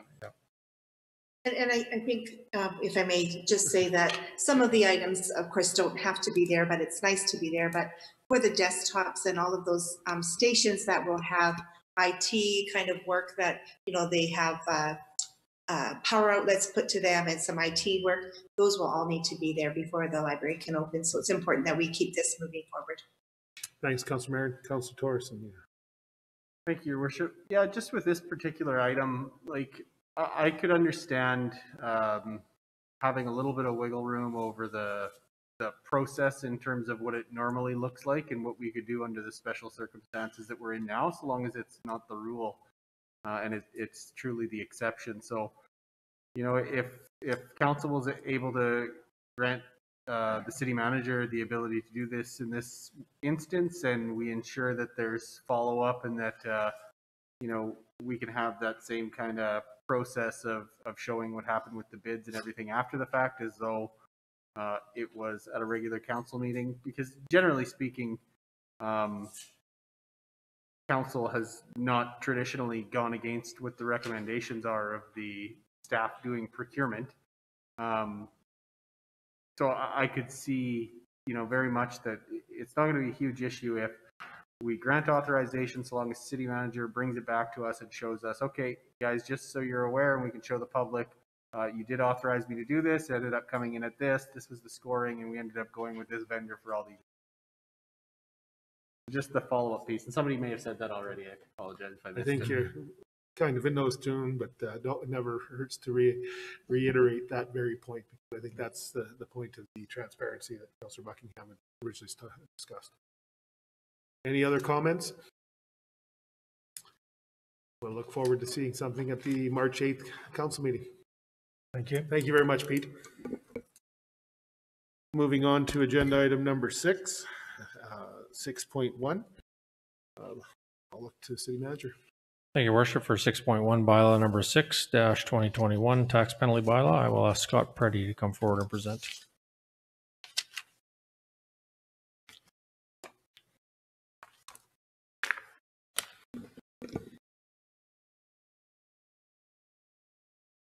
Good afternoon, Worship and Council. Good afternoon, Scott. Tavis administration has identified that an update to the property tax penalty bylaw is required.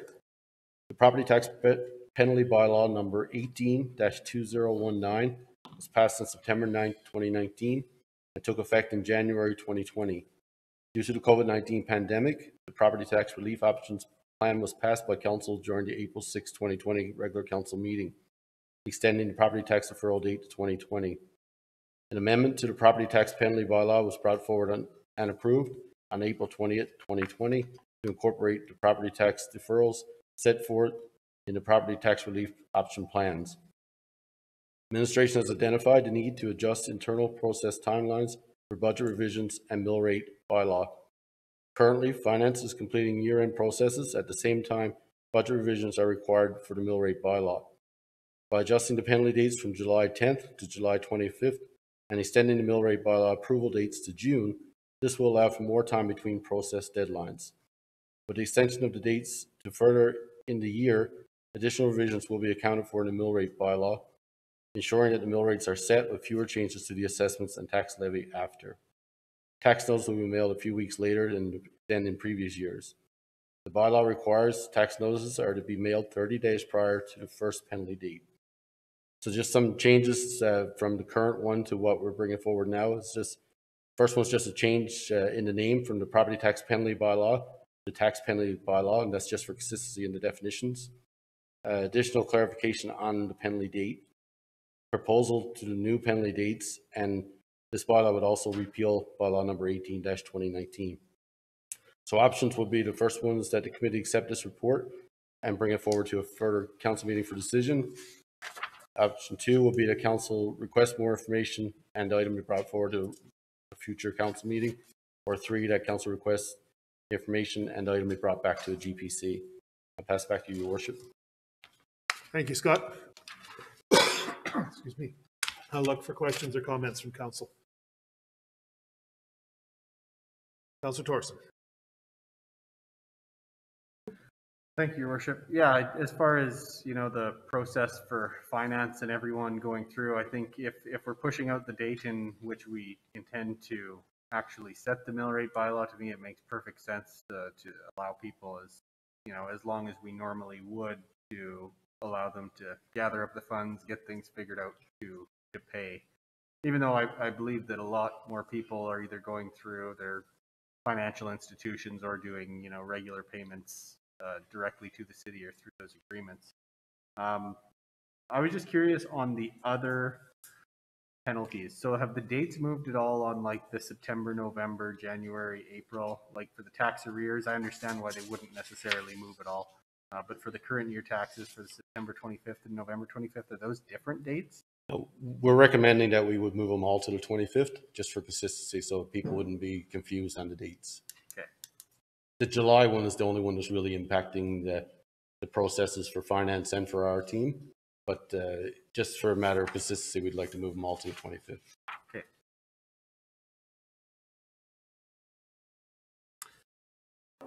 Councillor Whiting. Yep, thank you, Your Worship. Just so I got this clear in my head, so July 25th is what's in the bylaw, which thus means anything or the tax assessment or the tax notices need to go out 30 days prior to that at a minimum. Is that right? That's right. So then they could go out 60 days in advance? Yeah, of that? typically we try to do at least 6 weeks prior. Yeah. There was only 1 week since I've been here that we did just over 30 days and wasn't well received by the public, as Mayor Elbers would probably contest to. So there was lots of phone calls. So we try to get a minimum of 6 weeks for people to get their bills. You know, when they get it, they should know the tax bill is coming, but you know, when they get it within 30 days from mailing, really could be 25 days, and they got a deadline, so they don't really like that. So that's why we try to get as much time as we can there. And the education bit from the province as well, from Saskatchewan Improving It, so that's kind of what pinches the timelines together there. So they don't give us our education rate till May 1st. So that's why this year you would have saw an April 26th first reading, and then on May 3rd, I think we were going to do second and third reading, which puts pressure on finance to get their budget revisions to us. Of the mill rate bylaw, right? Yes, okay. Yeah, so when finance is trying to do their budget revisions, Yep. they would need to bring those forward on the first reading on April 26th in order for council to pass them, so I can make the changes in the mill rate presentation. Yep. So that, and I mean, they have their audited statements and other things that they're trying to work on. So Denise could probably speak better than I can, but it's kind of just jumping back and forth between last year's numbers and this year's numbers creates some issues. Right. So by doing that, we're giving finance an extra 2 weeks to get their work done. Okay. It's given our team an additional 2 weeks to go through the complaint period with property owners, try to get through some of the ARB hearings. And it's also extending the penalty deadline for the residents, so they get 2 weeks longer before they get penalized. Okay. And I think, I just had a question in my head and then I lost it. I'm good with this. I'm happy with this. I think what would be beneficial maybe would be just to see some of those dates kind of laid out. And I'm trying to just, they're being rattled off, but I'm just trying to put them into my head so that I know, because we know July 25th, that's the date when tax penalties come in. So then we do have, what is is there a, you'd like to have the tax notices out 6 weeks in advance. What is the recommended date for that? And I know we won't hold, that's not written in stone. There's some flexibility there depending on the year, depending on when governments put out this or that. And, but maybe just so we can see that as a laid out timeline to know that all is well in this timeline. And the legislation says 30 days, and that's actually in the charter, is 292.3 of the charter, the state said as well. I'm not someone that likes the bare minimum. I like to give as much I agree completely. as we can. This year might be a little different unless we move council dates. We might only be able to get 5 weeks if we do this, but because there's times once council approves the mill rate, then we need a week to get the tax notices ready. Then the printer needs a week to get them printed and folded and all this stuff. So, so unless we move a council date, what I'm looking at, I think, is May 17th for first reading and June 7th for second and third right now. Yeah. So that would leave us about 5 weeks, I think. I think as council, what we want, because we're connected to the taxpayer, and if as long as we're giving the taxpayer enough time, and 30 days at the minimum, but 6 weeks is probably most ideal, that's what we're striving for. And that way we receive the least amount of complaints from taxpayers. That's what we'd be. Yeah. And currently the penalty date is July 10th. We're trying to move it forward to the 25th. And we would, if council passes this, we would do some communications with the communication team to get this word out that times are going to change and the expected penalty dates are changing and things like that. So we would do as much communication working with the communications team through social media and other avenues. Do we know what, and then one last question, sorry, just what would be some of the other municipalities as far as what their dates are for tax penalties, and how do we compare to that? Like, we could say July 25th is a great date, but are we pushing that far out and we're running into line of credits in order to finance a couple of weeks, or I don't know, what would, how do we compare then to other municipalities? Yeah, the people are all over the place, to be honest. A lot of municipalities use the end of the month, first of the month. I personally don't like that because there's stat holidays that fall there. So the first would be a stat holiday. So we had it on the 30th. It fell on a Saturday. Then Sunday's the holiday. Monday's the actual observed holiday. Then there's month-end things that happen in finance. So we got to wait for that finance to get their things done to post. So what we find when we had it on the 30th of June was that we weren't getting our penalties posted until the 8th or the 9th of the month. And then our cashiers were trying to calculate, somebody come in on the 4th or the 5th to pay. Our cashiers were trying to figure out, okay, what's their penalty? I got to tell them. And we're all trying to scramble instead of them being able to look on the computer screen and see it. So that's why we moved it to the 10th initially. I guess we probably should have thought a little deeper into it when we moved it to the 10th to make sure that it wasn't impacting finance and their thing. So after a conversation with Denise and Adele, I think everyone agrees that 25th is kind of a good date for that. So that's where we landed too. Okay, good, thanks. Questions? Additional questions, comments? One item I went through the bylaw on the weekend, Scott, and I actually found the answer now. I read it in a little deeper because we had 11:59:59 of the day, but it said postmark, dropped off at City Hall, or paid at the bank. So it's pretty cut and dried. If you're mailing it to the city and you're postmarked, you get it in the post office before they close that the day of the 25th. It counts, but it's you're leaving it to other systems. And I think it's a good time to mention this. We do accept post-dated checks that people, based on some of the experiences that this council has had this past already in the early term, people asking about payment dates. We will accept a post-dated check for the 25th and get that out. And I think that'll be part of our communication. We'll take money. We just need it in the bank by the 25th of July.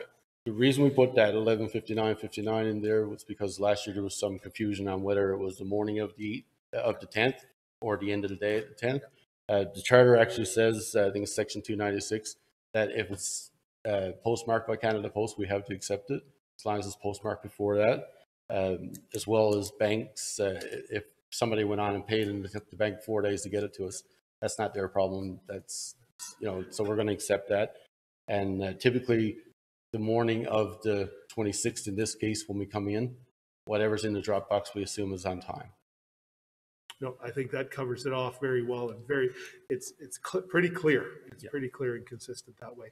From the timing, CFO, I guess I'd direct this to you. Moving it later in July, we tend to be in vacation season. How will that have implications for your team as you're trying to schedule vacations and seeing a little more traffic in July than in the past? Is that going to be a challenge if this is approved? We'll make sure we have enough staff to cover it. Yeah, because we know many people enjoy the July-August timeframe, and we want to ensure that we can meet the needs of the residents, because I'm sure that day of the 25th it'll be pretty busy. It's where we settle on from that perspective. So, any further discussion? Not seeing any. I think that we'll look forward to this coming forward to Councillor Marin. I see you just any questions, Councillor Marin? No. Okay, great. Thank you. Well, we'll look forward to administration bringing this forward, and, having a discussion and a vote at that time. Perfect. Thank you. Thank you, Scott. Moving on to 6.2, City Manager. Thank you, Your Worship. For 6.2, Draft Subdivision Appeal Board Bylaw, I'll ask the City Clerk Doug Rodwell to present. Thanks, Your Worship. The matter before us is the Subdivision and Development Appeal Board bylaw scheduled for review. Some of the background is that the subdivision or the SDAB bylaw was created in 2016 and was approved on August 23rd, 2016. An amendment to the bylaw occurred in May 17th, 2018. As per the governance document review of the bylaw is scheduled for 2021. Administration has reviewed the document and the following suggest changes are proposed. The addition of several definitions that clarify terms throughout the document. The addition of 2 board members to increase the total number of the appeal board members from 5 to 7. And an increase of the remuneration for the appeal board members that is consistent with other municipalities of similar size. And the appeal board members are paid to attend training and required to sit on attend training that is required to sit on the board. Administration is currently advertising for the SDAB board members, and that will close on the 10th of March. And the appeal board members for council for approval at a future meeting. Training for all SDAB members is scheduled for later this spring. And I'll pass it back to committee for a question. Thank you, City Clerk. Questions or comments? Councillor Whiting. Yep, thank you. Nothing to do with the revision or the amendments, but just something, it states that we should, or it does need to have a member from council on the board. And then, but so you can have a hearing with a quorum of 3, right? Or 4, have to have a quorum of, my question is, does a member of council have to be at the hearing? No, so a member of council is appointed as member of the board, but does not need to sit during the hearing. Only one member of council can be appointed to an SDAB board. And there could be an alternate if that councilor member's not available, but the quorum is 3. What we found with a quorum or with 5 board members is at some times there has been some difficulty in getting the board to meet quorum in order to hold the hearings. And holding the hearings within a specified time is legislated under Part 17 of the Municipal Government Act. Okay. So you're just adding more members in order to have more ability to have quorum? That's correct. Yes, okay. And one last thing, is it a member of council and designate, or just there is no other, it is that member of council and no other designate? Currently, we only have one member of council appointed to the board, and that's Councillor Fagnan. Now, once again, in order to have a quorum, Councillor Fagnan would not need to be present. Fortunately for us, Councillor Fagnan is always available to us for these needs, so he has helped us make quorum many times.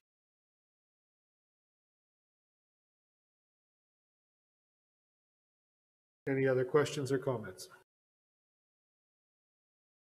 Councillor Marin, any questions or comments? Thank you. All right. Well, I think that I understand, and I think that the fee structure that's being proposed is in line with other communities. And again, it's something that people simply don't walk in and make a decision. There's preparation work, I believe, that's provided to the SDAB to do some work beforehand, and then they have some decisions afterwards that need to be dealt with. And we're not asking somebody just to give up 1 hour of their day just to come for a hearing. They might be putting in more effort than that. Is correct on that, City Clerk? Yes, it is a fairly involved position, and it is making decisions based on development. So very clearly, we want to make sure anybody that's involving themselves understand the time commitment is properly remunerated for that time commitment and for that training. Thank you very much. I think that speaks for itself again, because we do appreciate people volunteering for the committee, but at the same time, when they have to leave their paid position and at work to provide services for the city which are required. Councillor Fagnan. Yes, and I'd just like to commend Doug and his team for the work that they do on that. They make it real easy for the gentlemen and ladies and gentlemen that are on that board. So it's greatly appreciated and very straightforward. So yeah, they do a great job. And Exactly.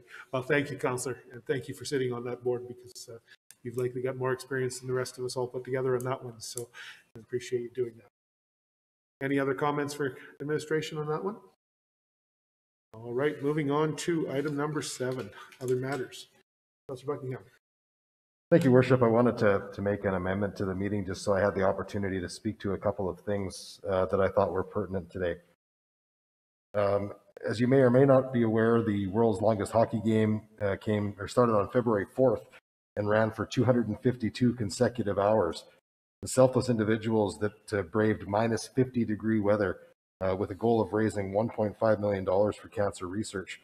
This group actually raised over $1.84 million. So many people supported this cause and its participants, including people from our community. I'd like to personally congratulate one of our city staff who took part in this event, Sam Saeed, for his selfless participation in this. Sam had a goal of raising $25,000, but indeed actually raised $39,000 himself for this cancer research event. So I just wanted to take the opportunity to thank the city staff for covering in his absence, and he was doing that, and for Sam for getting out there and doing that. I think it was a very, very selfless thing. I saw the blisters and the swelling and the crushed pucks that were breaking in the ice. So it was quite the thing. And it was like 5,500 goals scored in 252 hours. So it was a very selfless act, and congratulations to everybody, but especially to our local community for supporting Sam, and Sam himself for getting involved in it. Thank you, Councillor. I think another big thank you over this last week, the coldest night of the year fundraiser for the men's shelter was held. And I want to again thank the community, the city staff that volunteered and went out and did fundraising. It's terrific to see how our city has adapted to COVID when it comes to fundraising. People getting out. I know there was various nights, various people walked various routes to ensure that social distancing was met, and yet still raising funds for those less fortunate. Certainly, I think we can all relate to the weather in the last couple of weeks.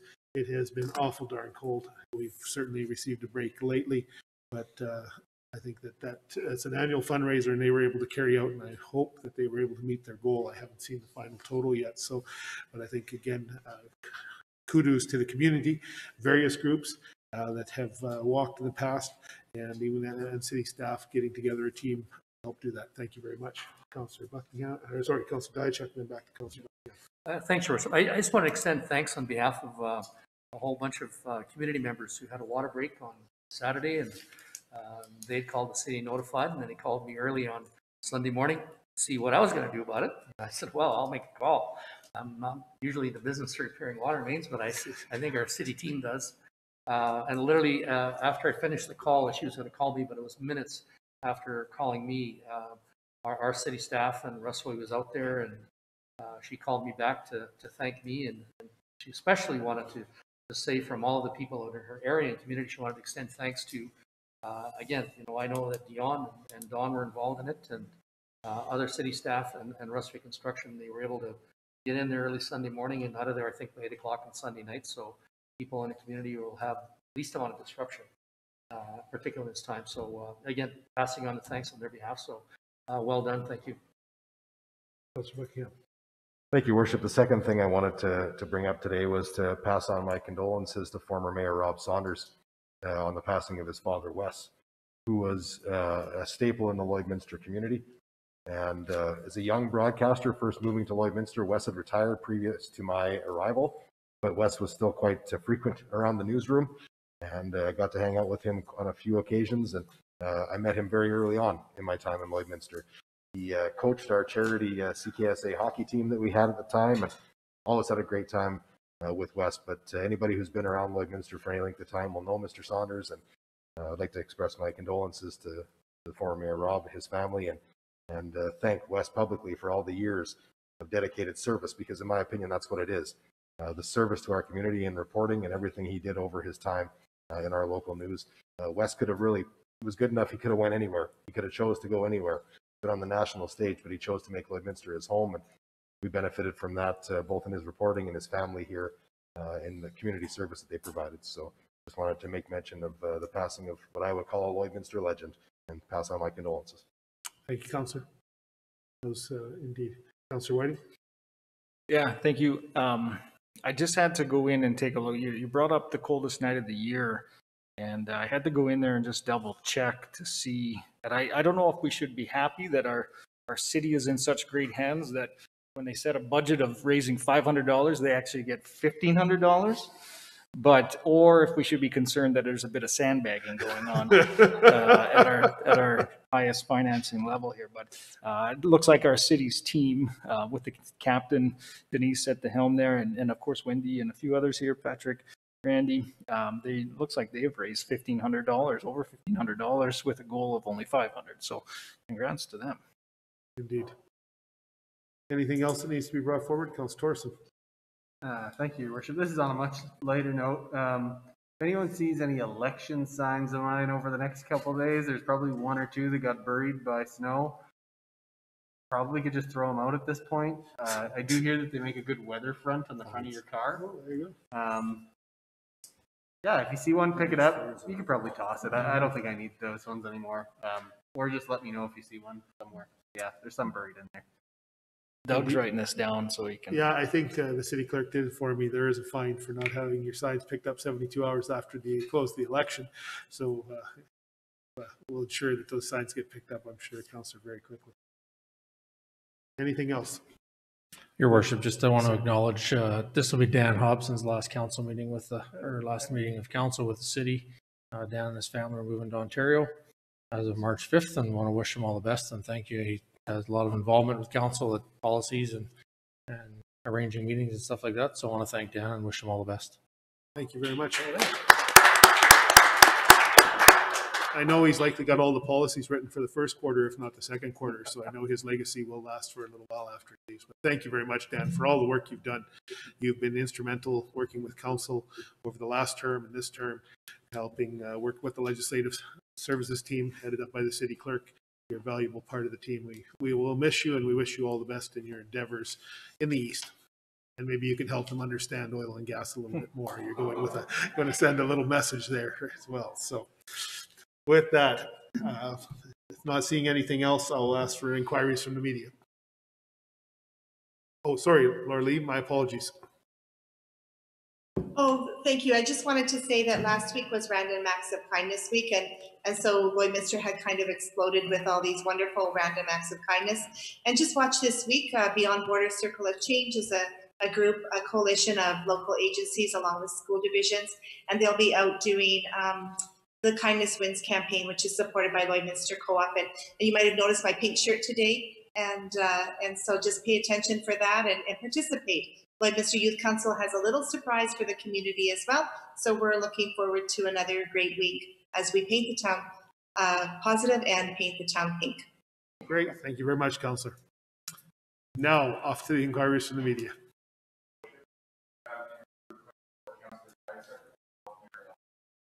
Thank you very much. With that, I will ask for a motion to recess.